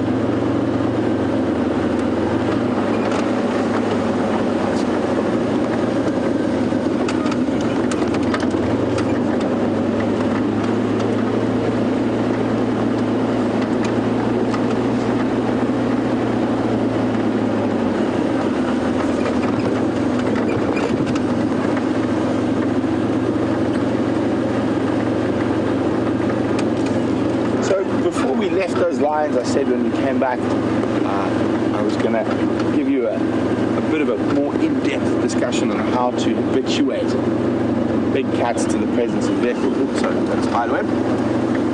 And I've been lucky enough to go into areas of Africa where the cats are still petrified of a vehicle. Now, they don't have an instinctive response to a vehicle. A vehicle's only been around for just over 100 years.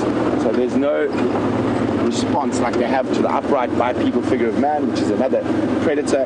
During the day, I must be careful, they're dangerous. Just either move away or warn them to go away. At night, he's not so dangerous, he's food.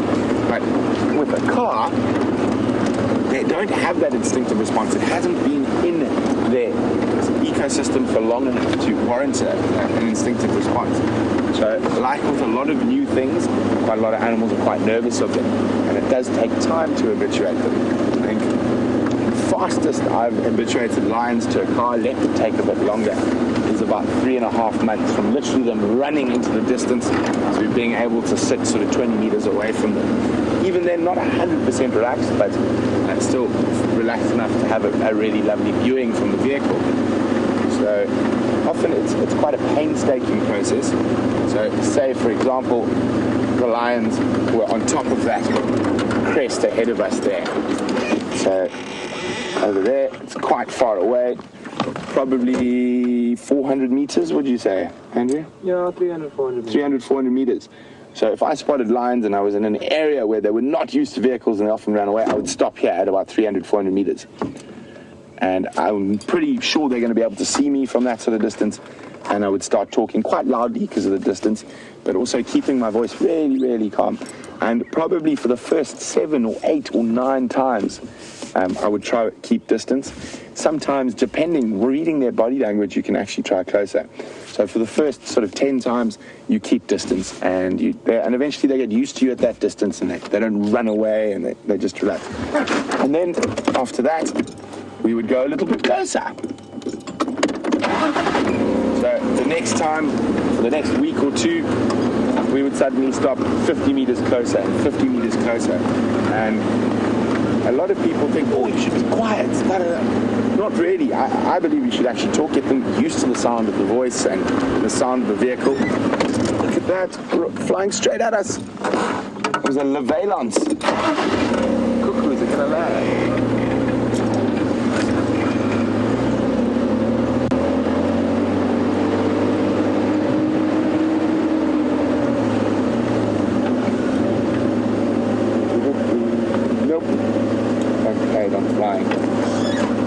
We were charged by the valence. So you keep going close and you keep speaking. I mean, you can habituate them without speaking. Obviously, then you can never talk when you're in a sighting, which doesn't quite work when you're trying to explain to your guests what's going on. So keep talking. One of the other things we used to do quite often is if we found them on a kill, we would drive a vehicle in, leave it about 100 meters from the kill, get off the vehicle and leave an old sort of transistor radio with BBC One playing. So they'll get used to the sound of people's voice from a distance overnight. That is actually a very effective method with leopards, especially unrelaxed leopards. You just find that we're killers, you park a vehicle 100 meters away and you leave the radio on all night, and they'll come back to the meet and they get used to the sound of the person's voice and used to a vehicle in the presence. The best way to habituate leopards, lion are much easier to habituate than leopards, is to find a female leopard who's got cubs. With having dens and keeping them in quite regular spots, it makes them much easier to find. And secondly, the cubs become habituated much easier being younger, and the cubs actually eventually habituate the mother. And the most effective way is leaving that vehicle with the radio playing. Most of all, it's just time, a bit of patience, and knowing animal behavior, learning to read when they're uncomfortable. If they're uncomfortable, move back, start again. And it is possibly one of the most rewarding things I've ever done in my life, to habituate big cats to the presence of people. One of the funny ones is hyenas don't ever seem to need habituation to the same degree. They habituate much faster, far more versatile and adaptable.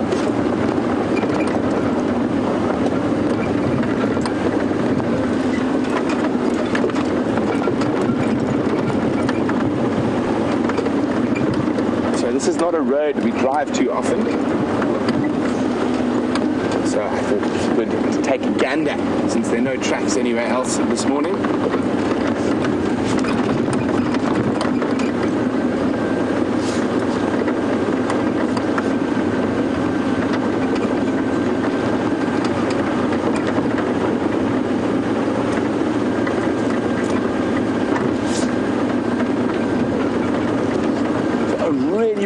Question from JD. They asked, would there be any advantage in using an electric vehicle to go on safari? Could you get closer to the animals? Most definitely, and actually the biggest advantage of an electric vehicle is how quiet it is. You'll be able to hear alarm calls much more easily than over a petrol or diesel engine. Unfortunately, electric vehicles, especially in sort of safari format, haven't got there just yet. I think they still need a little bit of development. There was a lodge that had an electric vehicle. I'm not going to say which lodge, but it actually blew up while charging. So they haven't quite developed the right type of electric vehicle. But I definitely feel the future of safaris is definitely electric vehicle. Just being able to travel with almost no noise would be absolutely splendid. One thing with an electric vehicle, I think you'd have to be far more careful approaching animals, specifically things like elephants.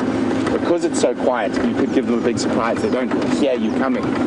So it might be worth your while sort of talking a little bit louder when you're on an electric vehicle, just so you don't surprise those animals.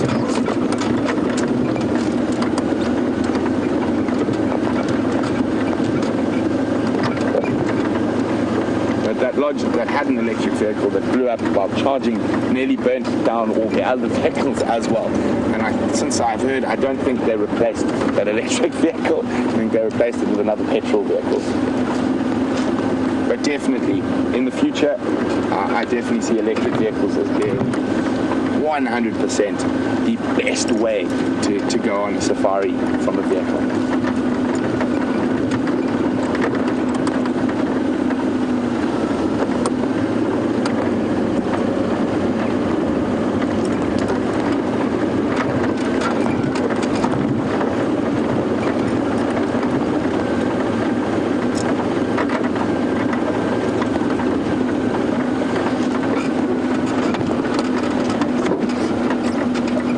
Kristen's actually come across a really, really fascinating point. And quite often when you go on safari, you're told to wear greens and khakis, or khakis as you would say in the North Americas. And Kristen's wondering, is there a reason for this and why? Well, the main reason I can find for wearing such things is to not offend the other people on safari. So most animals do see in black and white and don't react to the color. Now, strange enough, the two worst colors to wear on safari are black and white. So with most animals seeing in some form of monotone grey, black and white are actually the two colors that stand out the most. White probably even more so than anything else. So there is no reason to actually wear dull green or brown clothes. It does just feel a little bit more proper though, and it is part of the sort of safari image. And it does, on foot, it's a lot more important to wear clothes that bend in, but on a vehicle, it doesn't really matter. To be honest, you could wear bright pink, the lions are still going to behave the same way.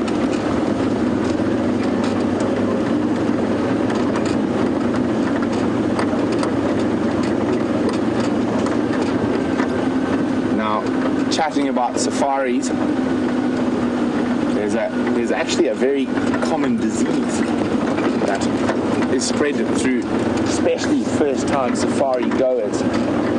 It's called khaki fever. Andrew is cackling already, so I wonder if anyone out there knows what khaki fever is. A very specific disease that besets particularly first-time safari goers. If anyone out there knows what khaki fever is, pop me a message or an email on questions@wildearth.tv and or use the hashtag SafariLive on Twitter. What is khaki fever? A disease very specific normally to first-time safari goers, although I have heard of chronic cases that last for years.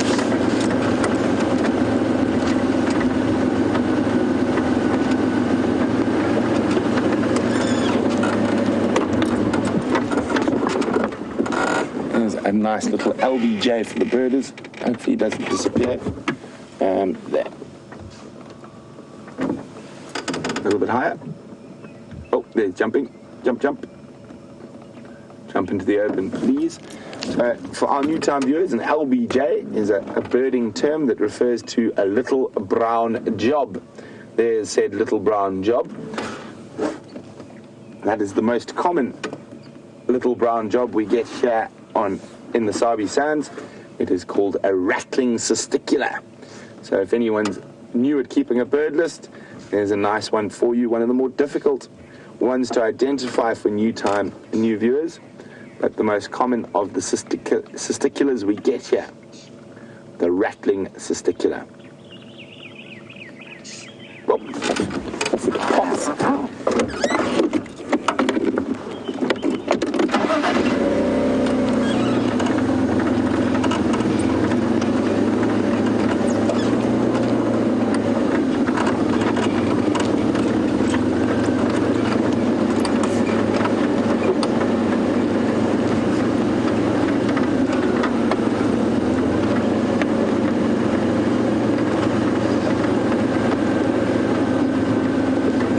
Felicity, so I mentioned keeping my voice calm. Felicity's wondering, how do you keep a calm posture when on safari with animals? Well, Felicity, any fast movements are bad, and you will notice sometimes when we're sitting with lions or whatnot and there might be other vehicles around, a guest will suddenly move quickly and they will sort of react to that. So any fast movements, generally, any posture is fine as long as your movements are slow, deliberate, and of course, as long as you're not screaming, or the lions will be fine. You can actually just talk normally. With the cats, it's not as important as with elephants. I find elephants react very differently to the different tones of voice you use. Of course, when they get a little bit naughty, you can raise your voice and a bit of steel in your voice, so to speak, and that can help control the situation. And with most animals, and especially in the Sabi Sands, where they're so used to game drives and they're habituated, most of these animals have seen game drives since a couple of days or even the first day they were born. So they're not so much, but with Eddies you always have to have that little bit of extra respect. I mean, they're such a huge animal. But using your voice and on foot using your body language can be very important. So even a massive elephant bull who starts getting a bit cheeky with you, you literally walk up to him wagging your finger with a stern voice and he'll turn tail and run. It all depends on the situation, the circumstance, when to use that, when to just keep quiet and stand still.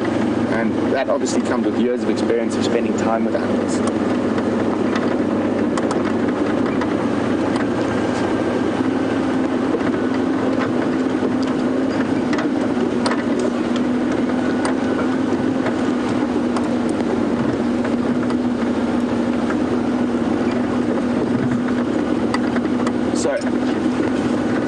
Sharon is saying we know that the guides have to have some level of training, qualifications, certifications.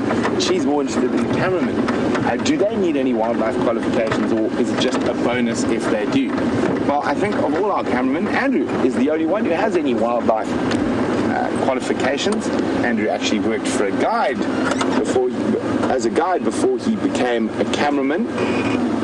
And Andrew's actually been lucky enough to guide in a place I'm quite jealous. He guided in Sri Lanka. What was the name of the reserve?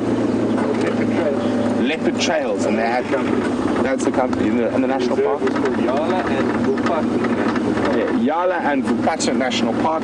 Some of the highest densities of leopards in the world are there, and weird creatures like sloth bears. Andrew's also worked in South Africa, Pilanesberg National Park, and in northern Zululand. So Andrew has got some wildlife experience. You would never say that due to his general behavior, though.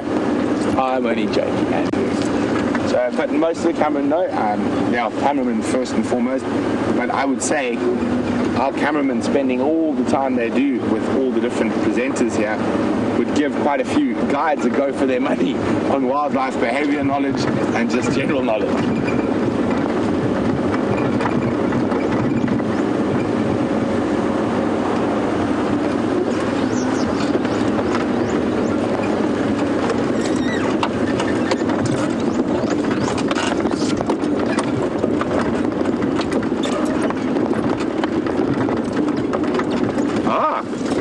In Chicago, I think Rich might be a South African who might have spent a lot of time in South Africa. So Rich Levy says khaki fever is a shikankang on the mova. Now that is very, very. Rich is giving away all the guiding secrets. So if you're a safari guide in the lodge and you happen to have a pretty girl in the back of your vehicle, she's often referred to as a shikankang, a cheetah. So a code word that's used over the radio, and Morva is obviously your car. So there's Rich giving away a few of the safari guide secrets there. But that is it. Yes, that could be a form of reverse khaki fever.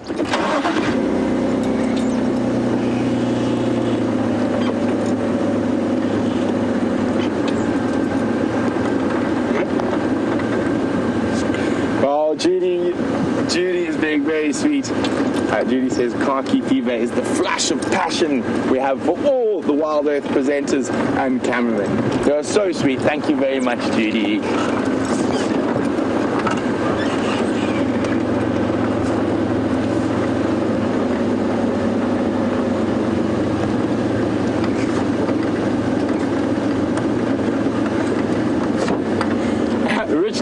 there's another definition of khaki fever is when all the new female guests are in estrus and present to the males in camp, if you know what I mean. Yes, I do, Rich. So khaki fever is a common guiding industry term. It happens when the guests fall dramatically in love and have great adulation for their guide or ranger in his short khaki shorts, bulging leg muscles, large caliber firearm strung over the shoulder, striding off into the African bush after the big cats. And it does also happen to the female guides, where the adoring male guest is amazed by this gorgeous creature. Again, large caliber firearm strung over the shoulder, disappearing into the bush to pull a leopard out by the tail.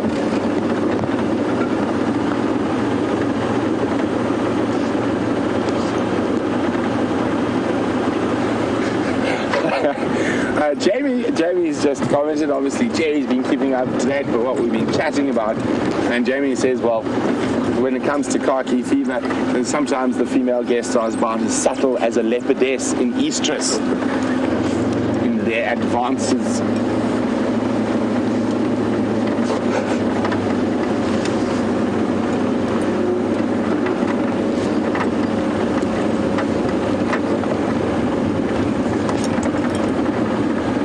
Is we're just doing a quick little perusal past the block that Karula's den site is in. It's down in this drainage line. We're just checking to see if her tracks are coming out. We're not going to go into the den. And she popped out at the Juma camp was 2 nights ago. I was actually sitting at the one spot we get cell phone reception, chatting to my cousin who's just had a baby, and while I was sitting there I suddenly heard the bushbuck barking, and I turned around. There was Karula standing 30 meters away from me watching me have my phone call. So she does come out. Obviously she has to eat. She can't stay in this drainage system the whole time. So we're just doing a quick loop, see if there's any tracks coming out. There is a possibility she is going to move the den site before we check next week. And we just like to have an idea of what's going on. We're not obviously going to put any pressure in the area. We're just doing a little drive-by, seeing if we can see any tracks.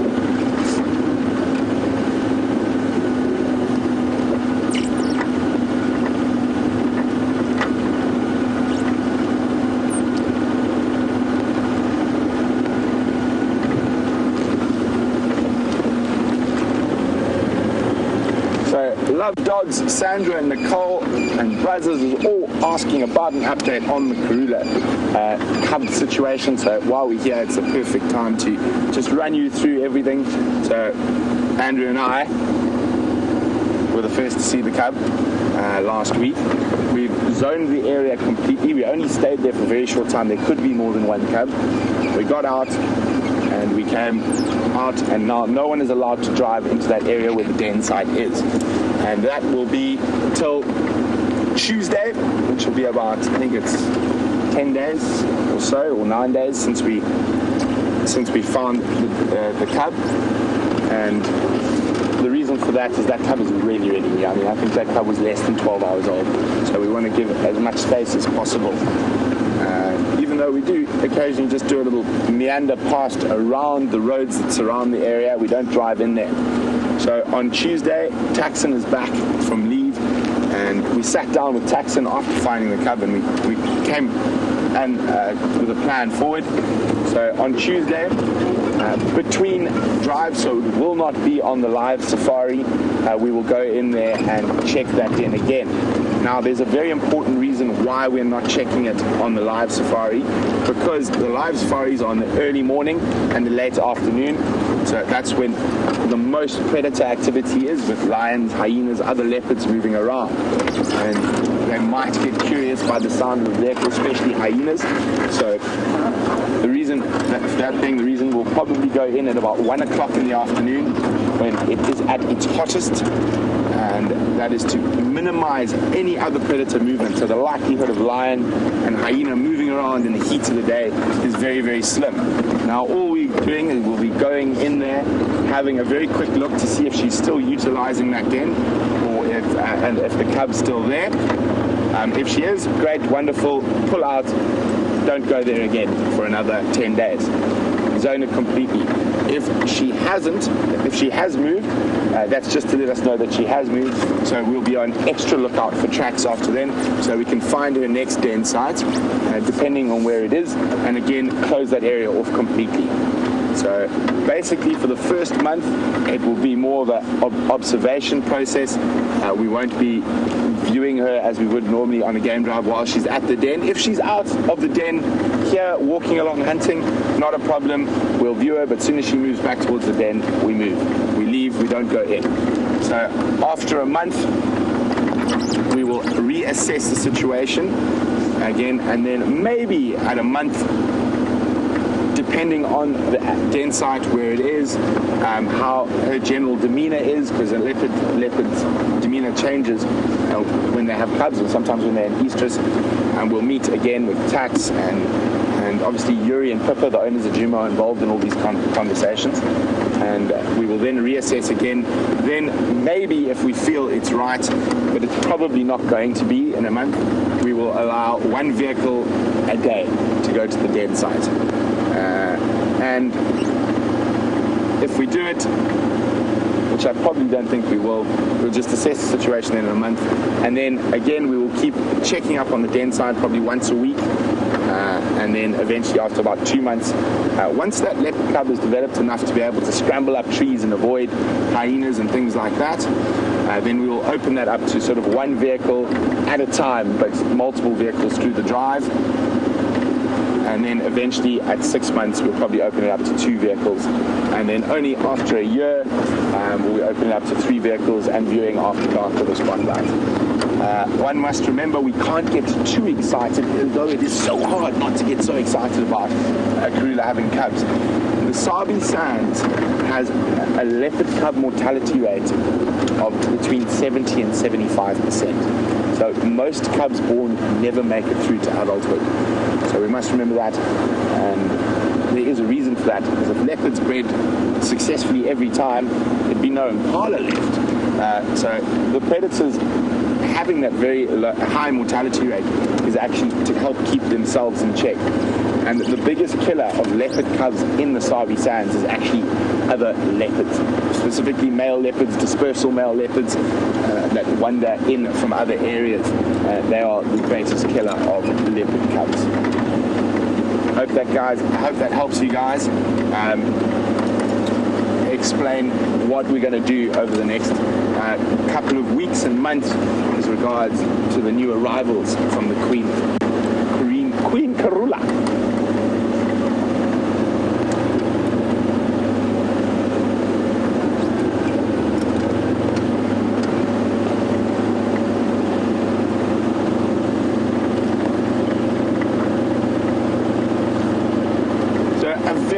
Very good morning to James Bear in Kansas City. And James is wondering, do the leopard cubs have a scent when they are born, or they only develop that later as part of a defense mechanism? They do have a scent. You see what I'm looking at there, Andrew? It's an impala. No, it's an Nyala. Is it? Test Andrew.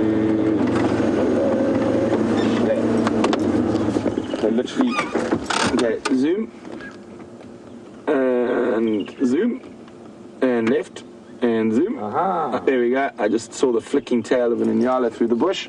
Just stopped to have a check. So James, the cubs do have a scent from birth, and obviously that is possibly one of the reasons they get found by male leopards and hyenas and things like that. So the female will try and mitigate by moving them quite frequently, normally once a week for the first month, sometimes not. You never really know. So that is one of the reasons a leopardess will move her dens, is to try and stop that build-up of scent in a specific area that might attract other predators.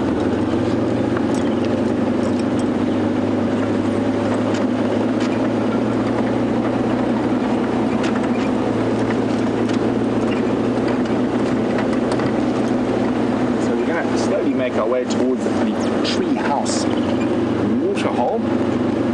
See what's happening on that seat line. Haven't seen a Nelson for a while. Have you, Andrew? Negative. So let's have a look for Nelson. Those of you wondering who Nelson is, Nelson is our one-eyed, one-horned, and one-ambitioned impala, who are named after Lord Horatio Nelson, who had one eye, I think it was one eye, one arm, and one ambition. Our Nelson has one eye, one horn, and one ambition. Our Nelson and Lord Horatio Nelson's ambitions are a bit different. Lord Horatio was the end of Napoleon, and our Nelson's to make it through the night. Slightly different ambitions, but nevertheless, for those of you who have ever watched cricket, I know quite a few of our North American viewers will scratch their head in bewilderment at the game of cricket, as we scratch our head in bewilderment at the game of baseball, actually, and basketball, and what's that one? Football, NASCAR. we scratch our head in amazement. Oh, Ellie's been rearranging the road. But so in cricket, there's a superstitious number, and it is called the Nelson. 111, 111. And if you're on 111 as the batting side, it's said to be a dangerous position because you often lose wickets, and it's a very superstitious thing, and sportsmen seem to be incredibly superstitious creatures, not washing socks for months on end. Quite vile in my opinion, but anyway, whatever gets them to perform on the field.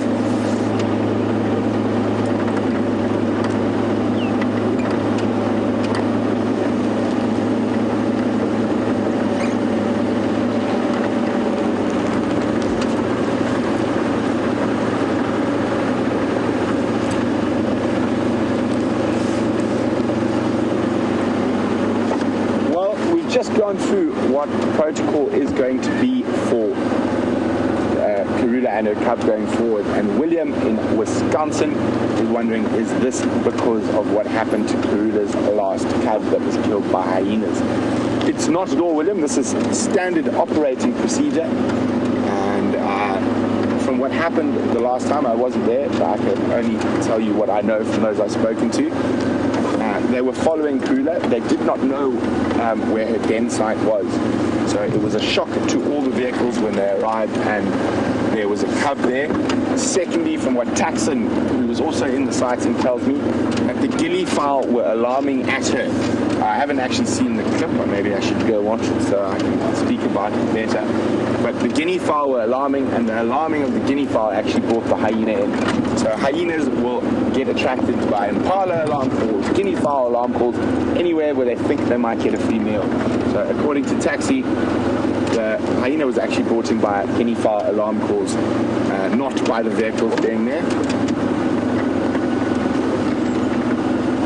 And we've just arrived at the Treehouse Waterhole.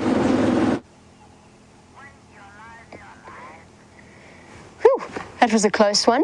I thought that roller was about to disappear off the branch before I could show it to you. And it really looks absolutely extraordinary in this morning light. Just look at those colors. Incredible. A lilac-breasted roller, so one that we see regularly on our live safaris, and sometimes we almost get accustomed to their beauty. We don't really stop to observe them properly. And just count the colors. Take a screenshot and count the colors and see how many you get to. Blues, the greens. And to actually really see that green on the top of the head is also incredible to look at. And we've looked at the feathers before and the way in which their color changes depending on the light positioning and the way that the keratin is layered. And it's such a fascinating, yep, you clean that beak, such a fascinating aspect of birds that take the two routes, either the cryptically colored or this incredibly vibrant approach to coloration. And it's both the males and the females in the case of the rollers. And what's fortunate for us in terms of viewing them is they love these open perches where they can sit and observe with their incredible eyesight and watch for any crickets or moths or butterflies, anything that can become their next meal. And I've probably seen more roller kills than I have of any other bird.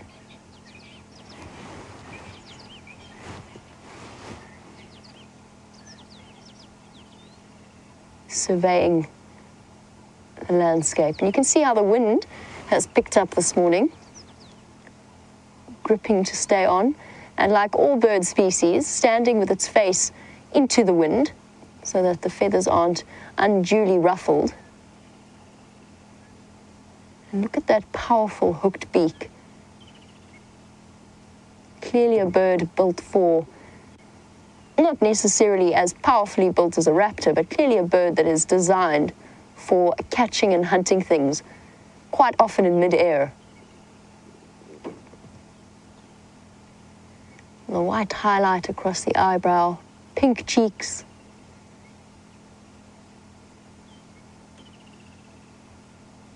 And I remember our conversation about what music birds would listen to, or different animals would listen to, and I believe that lilac-breasted rollers listened to Lady Gaga, according to some of our audience members. You can see why. Definitely flamboyant in the extreme.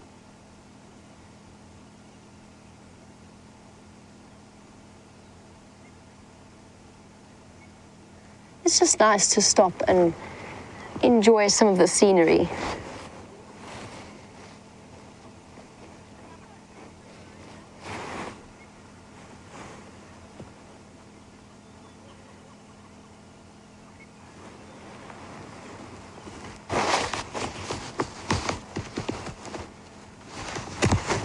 And on the subject of birds, and forgive me because as we spoke about earlier with Trevor's question, I'm now absolutely boiling all of a sudden because I've been sitting still in the sun. But on the subject of birds and people building up their bird list, apparently, according to Kevin Catfish, there was an African green pigeon seen on the Djuma Dam camera, and you were wondering if it's a common bird that we often see because you haven't heard the guides refer to it. And Kevin, I wouldn't call it very common, and the reason behind that is it prefers the sort of riverine vegetation. So the vegetation around rivers or drainage lines, nice big jackalberry trees, they are arboreal, so they live mainly within trees and eat fruit, in contrast to doves. It's one of the big differences between pigeons and doves. The doves are more based on the ground. But Kevin, I've definitely put an African green pigeon on camera before, and I'm sure some of the other presenters have as well. It just doesn't happen every day. We don't see them all that often. The most I see them is around Arathusa. There's a particular part of the drainage line where I feel as though the entire Sabi Sands population of green pigeons sometimes inhabits. The problem is that they're surprisingly skittish in that area. And you drive through the drainage line and you get to the jackalberry where they like to hang out, and they take off in a massive flock and are gone. And it's one of those tricky things about live safaris, especially with birds, is they don't always make your job terribly easy, especially for the cameraman. And I know Brian has had some extraordinary shots where he's managed to track a flying bird in mid-air, which is no small task, and it comes with a great deal of experience in terms of predicting where that animal is going to go and managing to stay with them. And I'm not sure if you managed to catch me out just before Brent sent you across to me. I was muttering under my breath to that bird, trying to get it to stay where it was. So this morning, Brent showed you elephant tracks, and we've got them now as well. It's the same, I'm fairly certain it's the same elephant. And something I thought about at the time, how are we there, Brian? Can you manage? Okay, sorry, it's my fault, just taking my foot off the brake. There are those beautiful elephant tracks. You can see they're fairly fresh, these from last night. And I'm going to hop out. I know that Brent's talked about them, but I want to show you something in terms of perspective. It's something that I've done before with these big male traps. In theory, I'm going to hop out. I appear to be trapped in the steering wheel. But just to show you, or give you a rough perspective of size. Is this okay here, Brian? Perfect. So we've got the nice big round front foot here, and the back foot here. So always most of the weight carried around the front of the tracks, or elliptical, pointing us perfectly in the direction of where it's going. We lost the mic. No, just signaled a bit bad. Oh, okay, cool. All right. There we go. Rough perspective of size in the track itself. Awesome. Really nice to see just how big these tracks really are. A footprint that I can fit into in terms of scale. Now I dropped something out. Ah, there it is. There we go. Got it.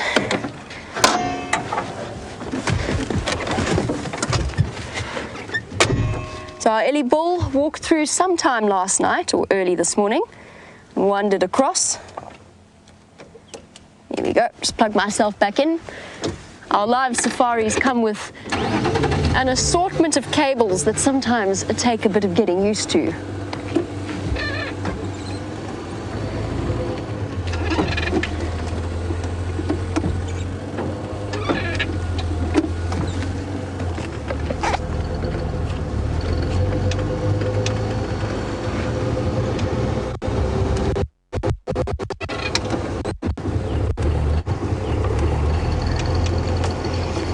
And Jen B, who's been watching our LiveSafaris or heard about I assume lilac-breasted rollers, Jen, but you were just saying that you were surprised. It is difficult. That's why I like to do things like hop out and go and stand in a track. It's actually really difficult to get a perspective of scale, because Jen's saying that she thought that they were about the size of a sparrow, and I assume, Jen, that you're talking about the lilac-breasted roller. And of course they're not. They're quite big, solid birds. Probably about yay high. I'm trying to think of about roughly the size of one of the feral pigeons that you might get in your cities and your towns. It's probably the best approximate sample or example that I could provide you with. But it is true. We often forget, and I like to be constantly reminded by viewers, that you don't necessarily get a sense of how big or small or what size something is, which is why we always try and provide a little bit of a scale or a sample, which is why it's nice to hop out and show you just how big an elephant track actually is. And it's one of those things that becomes really clear with something like an elephant, for example, walking next to the car, but maybe with an impala or a nyala, it isn't quite as clear. And this bull has wandered down the road and left destruction in his wake. It looks like one of the nice big sort of 25 to 30-year-old males. It's been so pleasant over the last few weeks to really get to see some of the biggest males I've seen while I've been working here. Good morning. Oh, see what I mean? And no, before you ask, I'm not going to attempt to move it. I'm going to look at it for a while, remember the indignities of the past, and it's the same species of tree as well. It's a silver cluster leaf, one that brought about my downfall the last time I tried to move it out of the road. And they're surprisingly fragile, as it turns out. Their branches aren't necessarily all that well attached. And yes, as I said, this bull has wandered down the road and placed a roadblock in his wake. See if we can squeeze past. Hello, tree. Sorry, tree. Not today.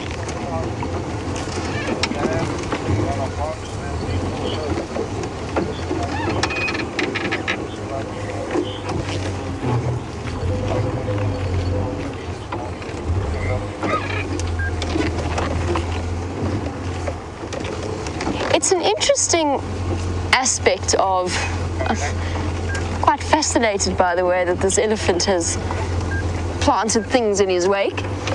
But just to go back to the brightly coloured lilac-breasted roller, there's a fascinating question that Sandblaster has asked. So essentially, most bird species, the males are more brightly coloured than the females. That's a fairly common occurrence. And I think this is where the lions walked from last night. Sorry, Sandblaster, I'm going to answer your question. What I want to do though, since we've been talking about track size and perspective, I'm going to try and see if I can find where a lion track intersects with an elephant one. although I don't think we're going to be so lucky. We've done a lot on lion tracking, but you can just get a rough sense of where they've walked. This is from the Nkuhumas yesterday. Here you go. Wandering up the road, those beautiful pug marks, as they are known. Okay, great. Thank you very much. Shining clearly in the morning sun. And this is from last night. We know where they've gone. So it's just nice to show you the tracks of where they popped out. We were just probably about 100 meters in to that block to my left. Right, so Sandblaster's question, back to birds and away from lion tracks, was the males are generally more brightly colored. Are they therefore more at risk of predation because they attract more attention? And to an extent, yes, I think that is the case. It's always an interesting one because it's that curious combination. What you got there? Oh, an elephant. Hello, elephant. Surprisingly hidden. I wasn't expecting to see an elephant. I thought they'd all wandered off. Let's go visit him. See if we can get a nice view. Well done, thank you, Brian. Amazing how you can miss a 6-ton pachyderm if you're busy chattering away about birds. But yes, Sandblaster, just to finish off, it is one of those interesting adaptations that some birds have gone for bright coloration, some have gone for cryptic. And in different approaches, I would say what's far more likely to cause the death of males over females is, first of all, their distraction levels in breeding season, which I think plays a huge role when they're attempting to court the females. They lose focus a little bit on the world around them, in the same way that male impala do. And then also the fact that some of them have these long tails that often slow them down in flight. So, for example, a paradise flycatcher or a paradise wider. Sorry guys, we're doing a bit of a bumpy along here. But I think this was the only way we were going to get a view of this gentleman. Hello, boy. This is Brent's bull. It's Brent's bull from yesterday. He's not terribly comfortable around cars. We think he's coming from that big open section around Kruger. Hello, boy. It's okay. Yeah, definitely not a regular Sabi Sands elephant. We think he's come from that big, there's a section of Kruger to the east of our boundary where there are absolutely no roads, no vehicles, and the animals that are around those areas get quite accustomed to being solitary and not as used to the vehicle noise as we are. So he's moved off almost completely. Obviously, I'm not going to push or follow him, and I'm probably going to just leave him be and let him wander into the drainage line. We won't get anywhere. All we'll serve to do is frighten him. Now, I know that Brent was chatting earlier about habituating animals, and you'll find the more he associates with our elephants or the elephants that we see regularly, and the more that he spends time around this area and gets safari vehicles coming around him, the more comfortable he'll get. And it's just a question of allowing him plenty of personal space, and you'll probably find that he becomes habituated very quickly if he decides to stick around. But I'm definitely not going to follow him any further. He's still there, just by the way. We haven't scared him away. He isn't running or anything like that. He's just moved slightly out of our view into the drainage line. So he's not terrified, he's just a little bit uncomfortable.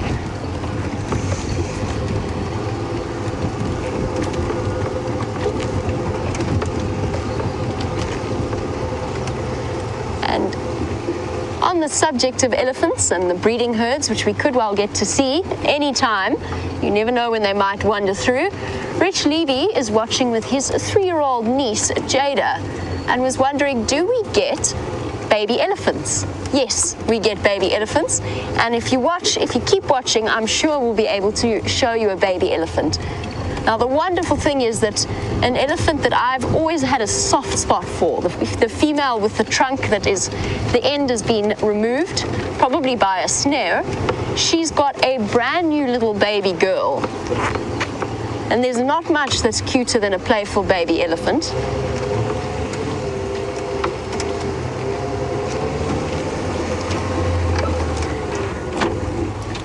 So yes, we could well be showing you baby elephants. Unfortunately, we can't really show you our friend, our skittish elephant bull. He's just disappeared into the drainage line. It'll be interesting to see. It will actually be really interesting to monitor his progress if he decides to stick around. And we are getting a lot of these elephants moving in because of the drought. The fact that there's still water in this particular part of the Sabi Sands, not that much, but there's more water, for example, than there is on the western edge of Kruger. So we are seeing these elephants come in more and more. It's one of the reasons why we've seen some of those really large bulls for the first time that have come in, and why we're getting little bulls that are clearly not as used to the presence of people as, for example, our breeding herds generally are. Hey, little boy, where did you go? No, he's disappeared.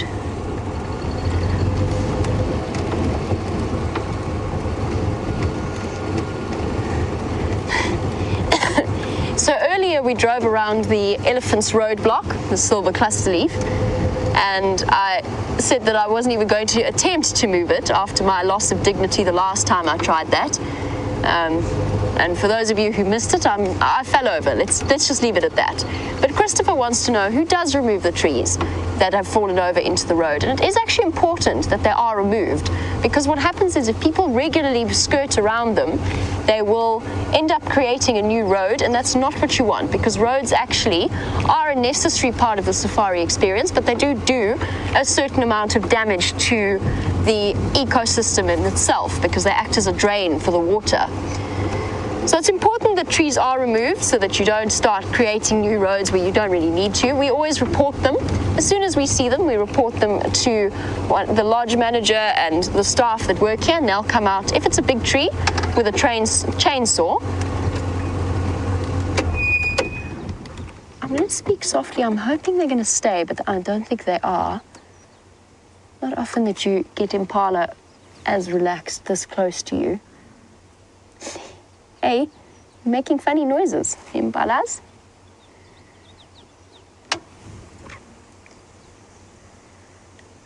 They are so beautiful. So sorry, Christopher, yes, we'll get one of the people who work on the ground as maintenance staff to remove it, or we will, if we can, remove it ourselves. It is not always necessarily, though, a process that needs to be enacted live, especially if you're going to perform a Jamie and fall over. I very quickly learned my lesson. Look at this beautiful girl.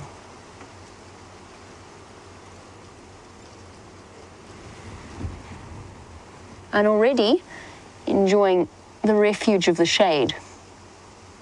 And this morning, we're coming up to close to 8 o'clock, and it is bakingly hot. The sun is blazing down upon us. Hello, girl. Well, they might be the most common antelope species. We might see them all the time, but it's still nice, especially with this power of this camera to zoom in on them. It's still actually really pleasant to observe them. Yes, show us your teeth, girl. I want to show everybody the loose bottom teeth that impala have. It's one of their grooming adaptations. But also look at the fine whiskers all around their chin and their nose.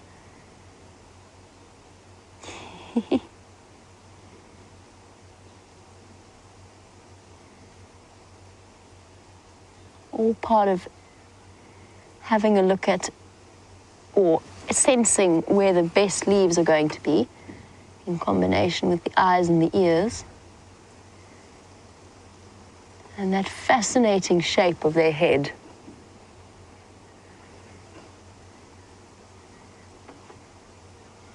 Hello, beautiful. She's ruminating ever so slightly. I'm glad that she is as comfortable as she seems to be with us. Very often when you stop to look at antelope, they're quite comfortable with you driving past, but as soon as you stop to look, they get a bit nervous. She's currently ruminating, so re-chewing the balls of cud that she's eaten earlier.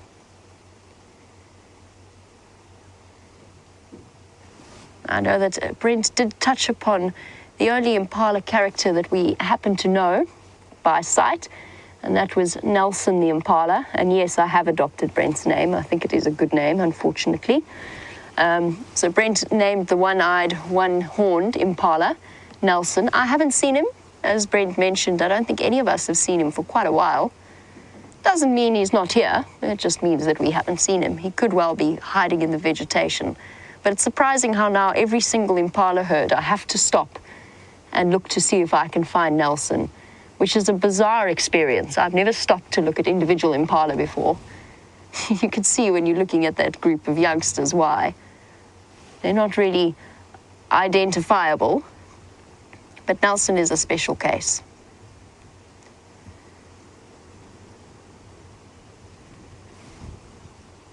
Beautiful sight, all already clustered together in the shade, and the youngsters wandering around.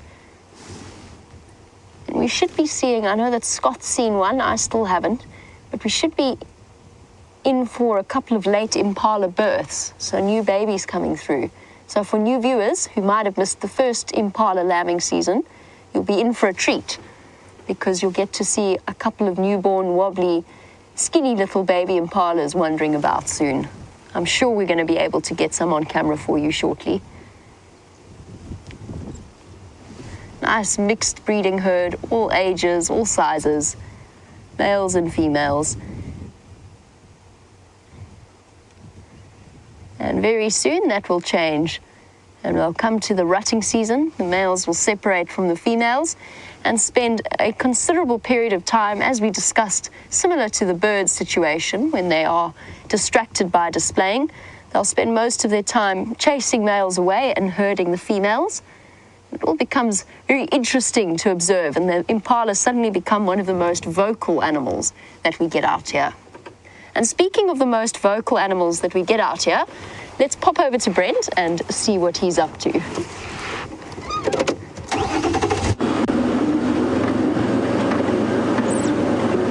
So, I hope you had a fantastic view of that roller with Jamie. I realized something as I was waffling on after I'd finished waffling, that I mentioned tax. And I forget that you guys aren't all regulars in the Safari Live family.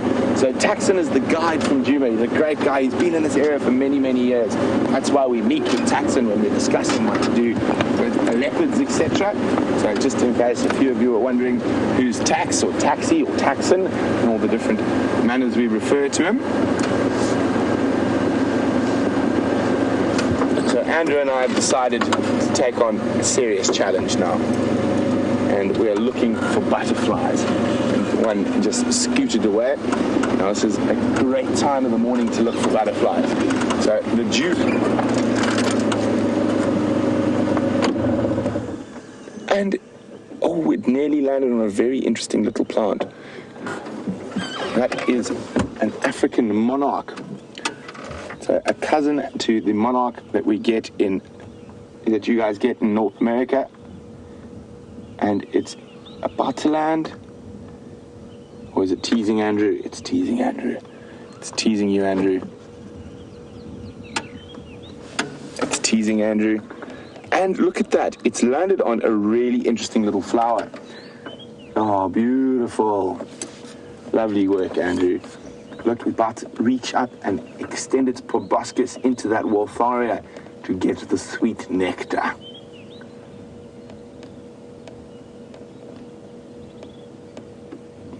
So African monarchs in this area use, as the larval stage, so their caterpillar stage, use two different types of plants, mostly as a host, and the one it's drinking out of now is one of those plants.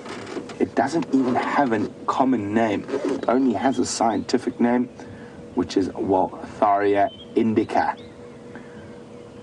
And it is a noxious plant species. So when those caterpillars are munching on the leaves of the Waltharia, or the milkweed, which is another one that the monarch uses as a host plant, the caterpillar or larval stage sequest of quite a vicious poison. It's called a hydrogen cyanide from this plant. And because they eat this plant in their larval phase, that hydrogen cyanide translates to their adult phase, meaning the adults are noxious. And that's why, as Andrew was tracking that African monarch, you see it doesn't fly very fast, not like an African vagrant. He's trying to avoid being eaten. It's got those bright, beautiful colors that it flaps around. And that is to warn all birds that it is not nice to eat and will taste very vile and possibly make them a bit sick. And there we go, wonderful sighting. Probably one of the best sightings we've had of an African monarch. Well done, Andrew, good tracking. I thought that butterfly was going to lose you for a second or two. Oh, is it too close? Oh, it's hiding there. Onto another wildfire.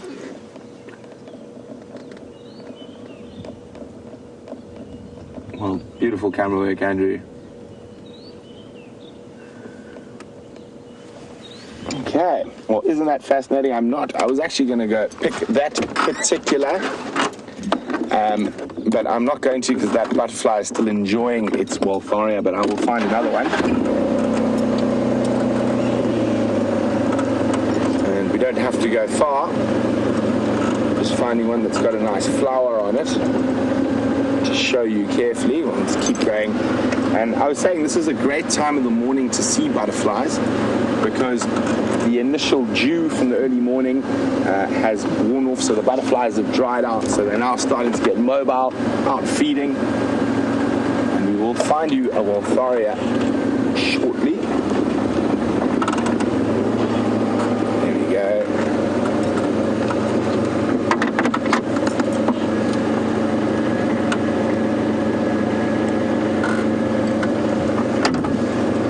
There we go. Here's the Wildtharia flower. Tiny little yellow flowers. Very petite. Now, hopefully that's a new flower list for a few of you, in case you missed the name, Wildtharia indica. And Patricia, welcome Patricia, is wondering, does the African monarch migrate like the North American monarch? It doesn't, Patricia.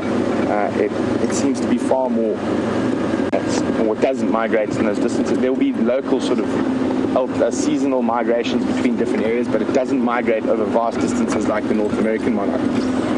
And isn't that amazing that North American monarch migrates over generations?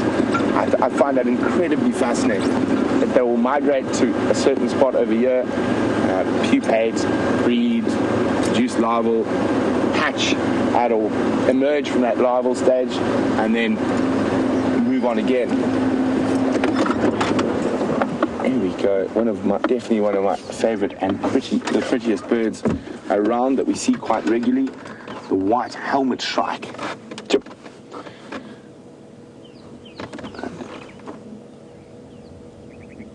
Very pretty little birds. Move around in flocks, feeding off insects.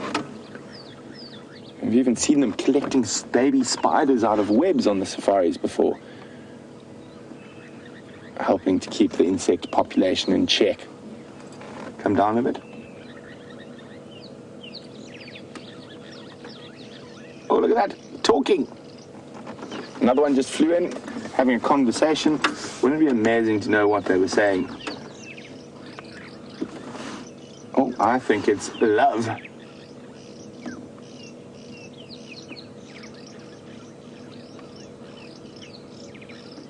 Look at that. I think that looks like love. What do you think, Andrew? Love is in the air. Almost expected Andrew to break out in song there. Oh, they're disappearing in there. We can hear that lovely little... Definitely looks like a bit of a courting ritual going on. Could that not be a youngster asking for food? I don't think so. They both look like adults. Andrew just asked, in case you missed, is it not a youngster begging for food? I don't think so. I think that looks very much like a courting ritual.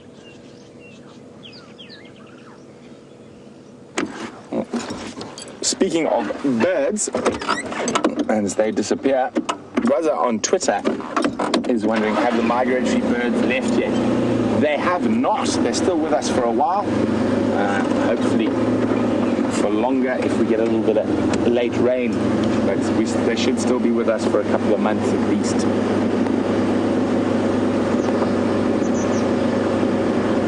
Let's see if we can spot you a migratory bird now.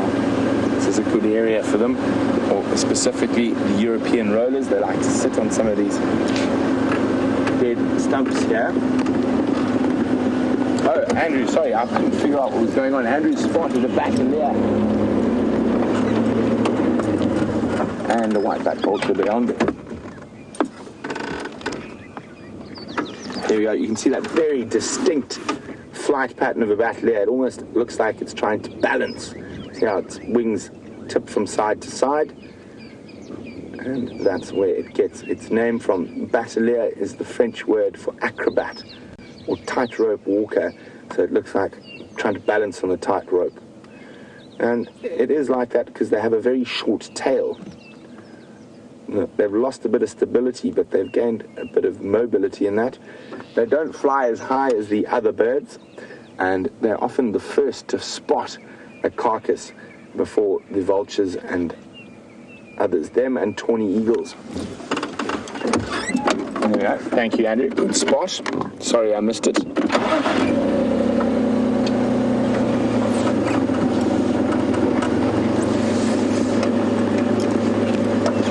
Oh, very good question from X Ranger. How's my live bird list going? I think it's at about 70 now. I haven't checked. I'll have to update after drive on the birds that I've seen today that I haven't added to the list. I think it's about 70 or 80. So I'm catching up with you guys. I think before the end of February, should be on about 200, I reckon. What do you think, Andrew? Pushing it. Well, that's possible. Just going to have to up the birding game. So guys, for the rest of the month, to do the bird list, no more looking for big cats for me. I'm out. I'll leave it to the other guys. I'm just going to do birds from now on. I don't believe Andrew's probably right. I can't help myself if I see a fresh set of lion or leopard tracks. They have to be followed.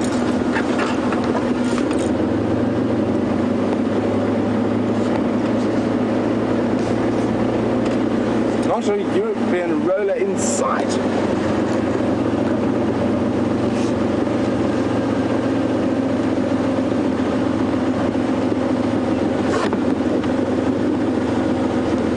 Sherry has popped us an email, and thank you very much, Sherry. And a lot of you who have been watching for a long time know I love my collective nouns, and Sherry has taught me something new today, so a huge thank you.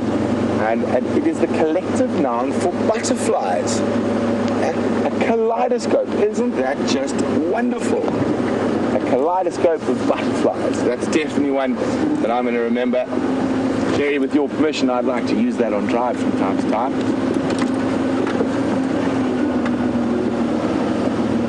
Terry, sorry, not Sherry. Sorry, Terry.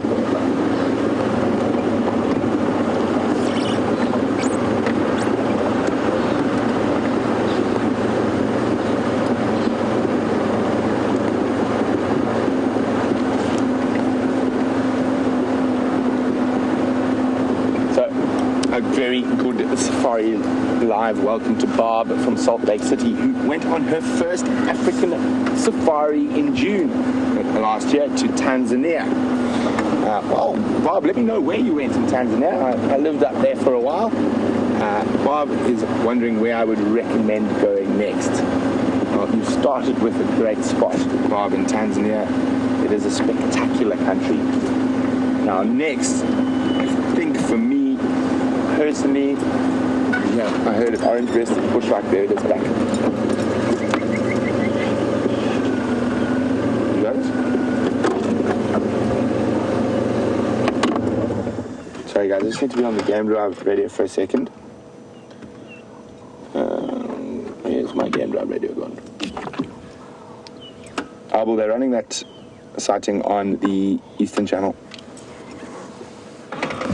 Is that the orange-breasted bushwhack, Andrew? No. I don't think so. Couldn't find him. Okay, he's still there. Not moving too He's not moving, isn't he? What is that bird you found up top there, Andrew? I thought it was a wider for I think you might be right. That could be a really good bird for a lot of people. Let's get a bit wider, see if we can see the wider. It is the paradise wider. Awesome. It's the first one of this wet season that I've seen. Well spotted, Andrew. Here we go, a paradise wider. Look at that spectacular tail. That is there to impress the ladies. So interesting enough, that is the breeding plumage. During the winter months, it will be a drab, browny little bird. Oh, he's off. Oh, man. Well, I think that's definitely a really good bird for a lot of you. A new one to add to your list, the paradise wider. And I think, maybe only 1 or 2 last wet season. But anyway, that's a great bird. Well spotted, Andrew. Thank you. It's a pity you couldn't get the orange-breasted bushshrike as well.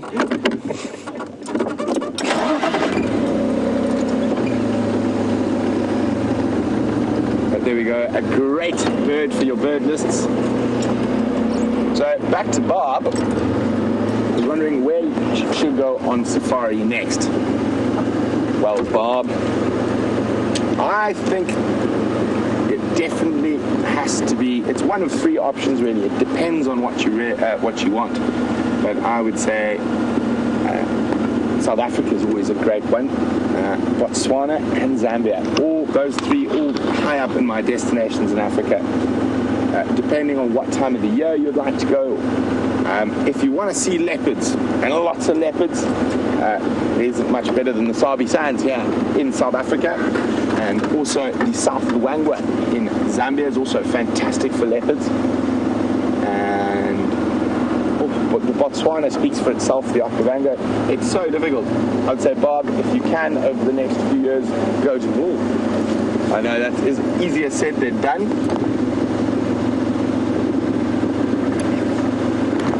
I'm heading up into the western corner here, hoping for some elephants, but no sign of them just yet.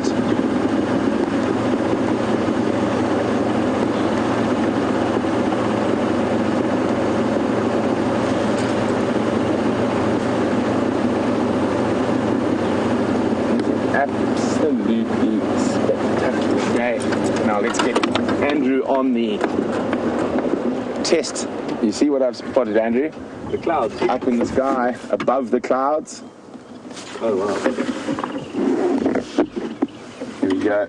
Now that is, from this distance, quite a difficult bird.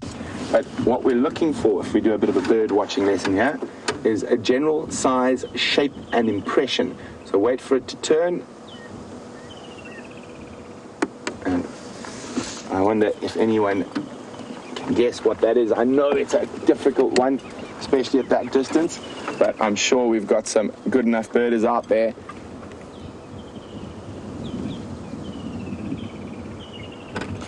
I think Andrew thinks he knows what it is. I've got no idea what that is. Are you sure?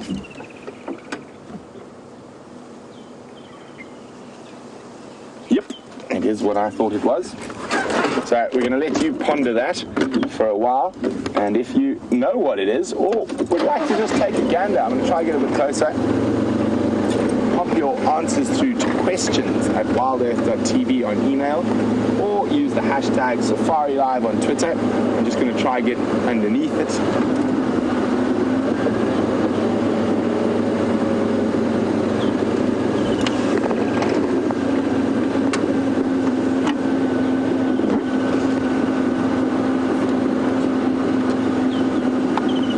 In the spot yet, Andrew.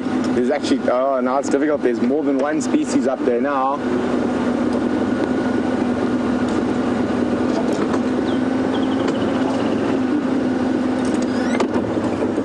Here we go. It doesn't feel like we're much closer, does it? They've gone quite a bit higher. It is quite difficult. Guys, I think I'm going to cancel that one. It's a very difficult one. And there's also multiple species flying in there. So the one we were looking at initially was a white-backed vulture, but there is also a Warburg's eagle there as well. And James Francis said, a paradise. What, Brent? So I'm just going to show you what it is quickly.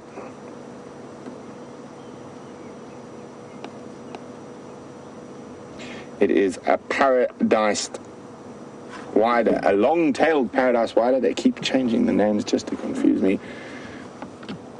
So there we go. That is it there. Oh, this is going to be difficult in this light. How's that, Andrew? That's good. There we go. A long-tailed paradise wider. There's the breeding colors. Oh no, and there we go. There's the male and female, and that's the male when he's not trying to impress the ladies in the non-breeding season. So very, very different. Beautiful, beautiful bird. And there's the distribution. So a long-tailed paradise wider. And the other one is, which we don't get here, it occurs further north, mostly in Miombo woodland, up from northern South Africa into Zimbabwe, Zambia, is a broad-tailed paradise wider. So we've got a long-tailed and a broad-tailed. The more common wider we see here is called a pin-tailed wider, which is black and white. So no sign of Ellies here, so let's... Ooh, although... Since we've had that little bit of rain, there are a few flowers out. So this one is just for the joy of looking at a beautiful thing. No real stories behind it or medicinal uses or anything like that. Just a really beautiful flower. It's called an anthericum. And off to the right, there's another, and behind the anthericums, once Andrew's finished just showing that one, there's another flower, a more common one. It is called an ipomea, better known as a morning glory. We have quite a few different species of ipomeas or morning glories that occur in the Sabi Sands, this one being the most common.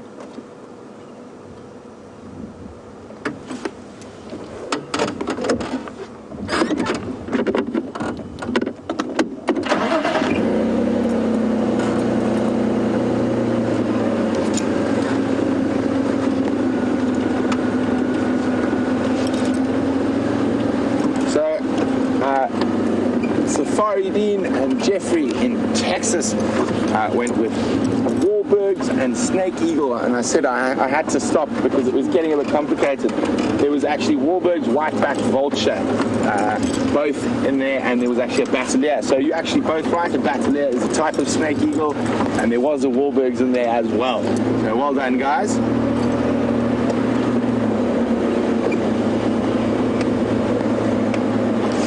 No eddies here, unfortunately, so we're going to keep on moving, and while we do that, let's go see what Jamie's up to.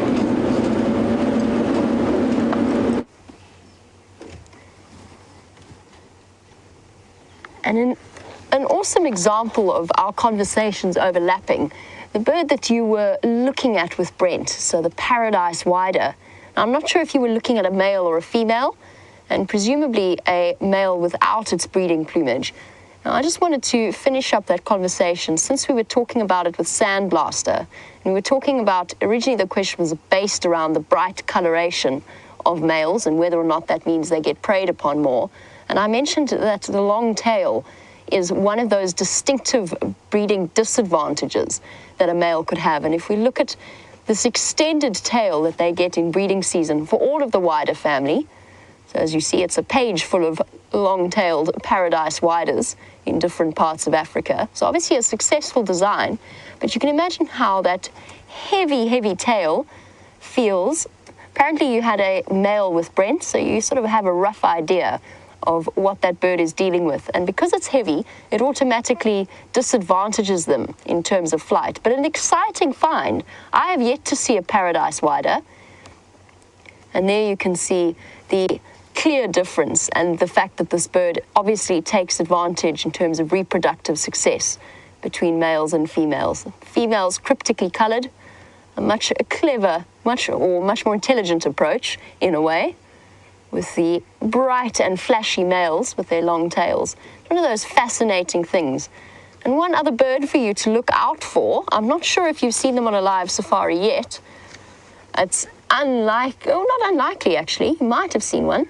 This is also a wider, a member of the wider family, to add to your bird list if you do see one. It's called a pin-tailed wider, also with that long extended breeding plumage. Now, the fascinating question that extends from this entire conversation on long-tailed birds, we know that for the most part, for the paradise flycatchers, the paradise widers, that is a reproductive adaptation to attract the ladies. The longer your tail, the more attractive you are. The more interested they will be in producing offspring with those individuals. But why do magpie shrikes both males and females have long tails? I don't have the answer to that question. I'm not sure if you guys have any theories. I've posed it before on our live drives. It's one of those things that fascinates me about nature, is that that I can think of, there's no immediate rationalization for why there is that difference.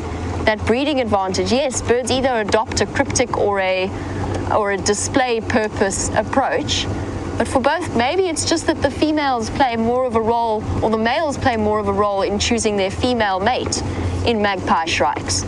The total exception to the general rule, especially with shrike families. Most shrikes don't have any kind of long tails, and there's usually not much in the way of sexual dimorphism between them. The bush shrikes maybe go more towards the bright colored displays, so the orange crest or the orange breasted bush shrike or the gray-headed bush shrike, gorgeous bush shrike, they've all got that bright coloration, but it's the same for males and females. It's just interesting that the magpie shrike has what is essentially a disadvantage in the form of a long tail. Maybe it's a balancing instrument, I don't know. It clearly makes them less agile than the rest of the shrike family, and therefore automatically more at risk.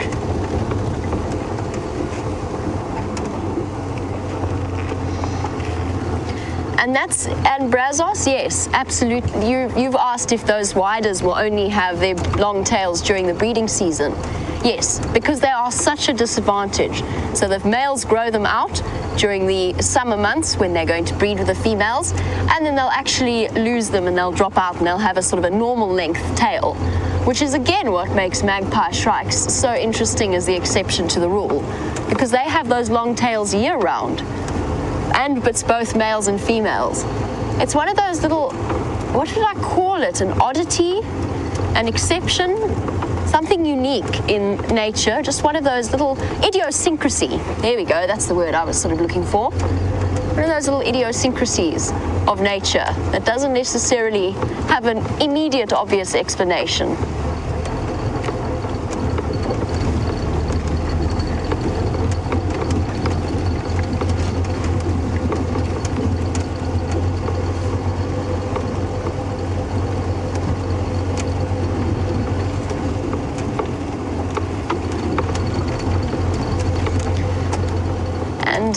Penny, who is watching in SA, is saying that a good way to tell the difference between widow birds and widers is that one species raises their own chicks whilst the other is parasitic.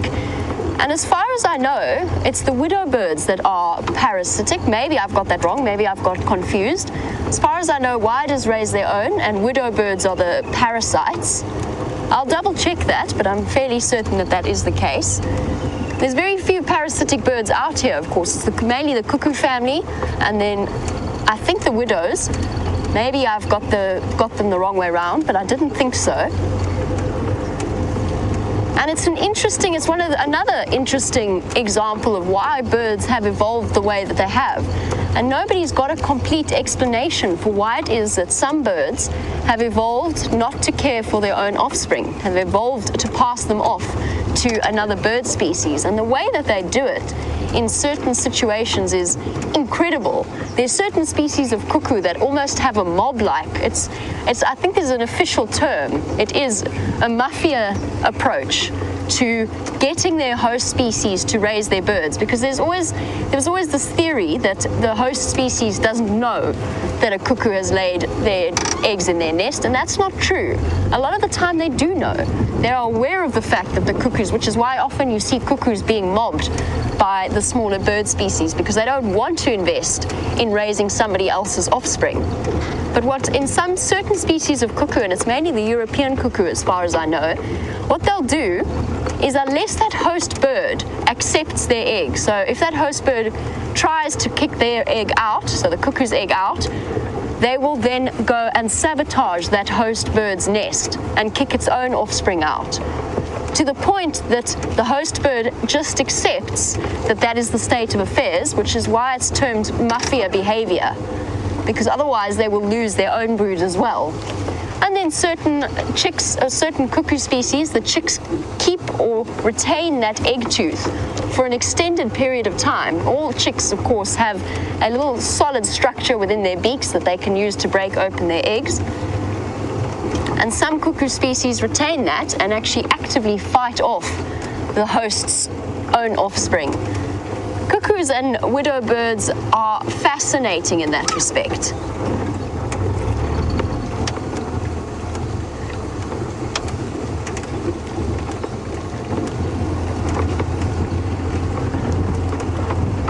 Oh, so apparently, because Scott is in final control, Scott has confirmed that whydahs are the parasites and widow birds raise their own chicks. I'm not sure why I got that confused. I obviously have some synapse misfiring somewhere that's confused the two of them somewhere along the line.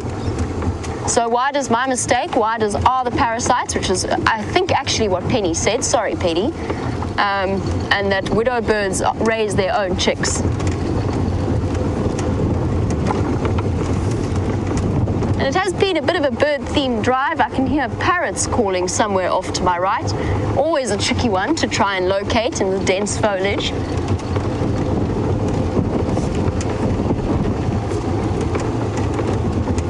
And who's sitting up here?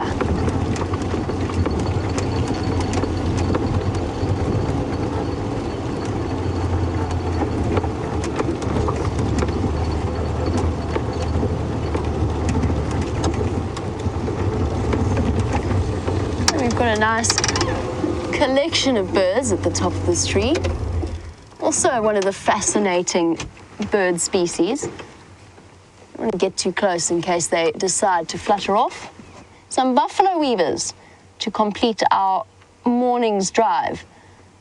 Red-billed buffalo weavers, community nesters, or communal, what's the word I'm looking for? Cooperative breeders is actually what I'm looking for in that sense.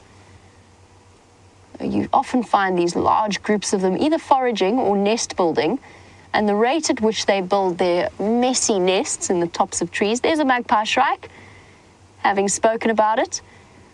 And Siberia zumi, there we go, that's the bird that I was talking about with the long tail, with both males and females having them. And the fact that it's such an interesting evolutionary anomaly to me. Siberia zumi suggested maybe it's an insect lure, because they are insect eaters, they do eat insects. And I'm not sure. I think that's as valid a theory as any other. I've never seen them use it in that way.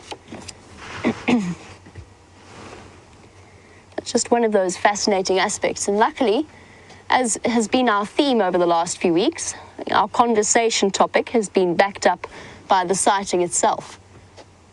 There's lots and lots of red-billed buffalo weavers. I nearly called them red-billed oxpeckers. That would have been a grievous error. All having a moment to do some serious grooming, which is a vital part of a bird's life and not a process that they ever neglect. It's important to catch any wayward feathers, remove them. You don't want anything affecting the streamlined shape or the functioning of the feathers themselves. And then, of course, also they get itchy. They carry ticks and mites and parasites, just like the other mammals do.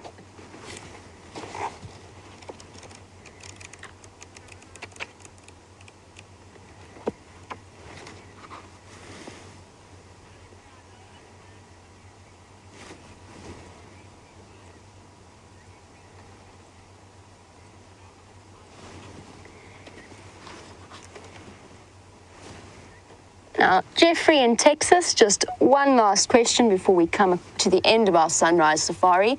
You wanted to know what happens in a situation where there are no host species for the cuckoo to lay their eggs with. Will they then raise their own chicks? To the best of my knowledge, no.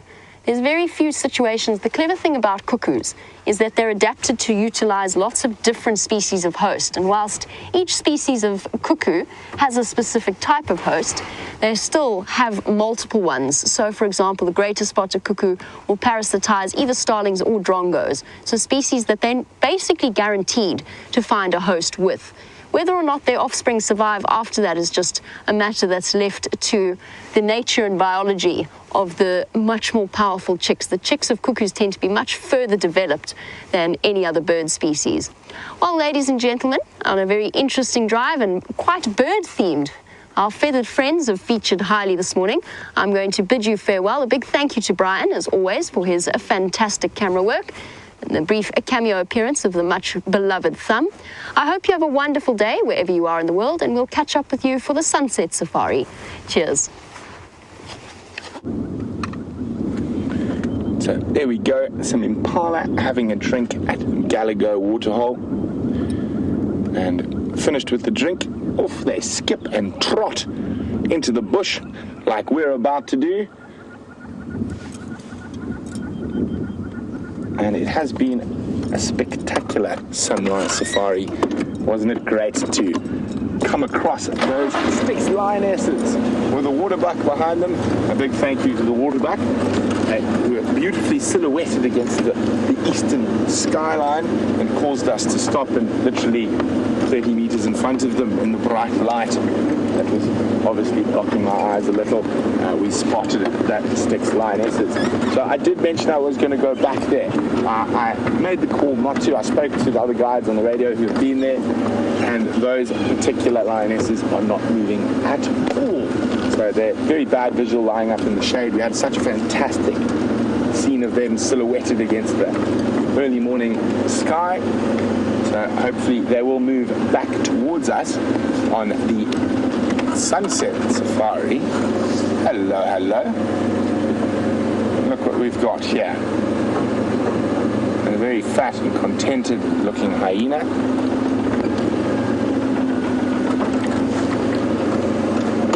Hello, madam. Oh, she's got a wound on her neck. Looks like quite a fresh one.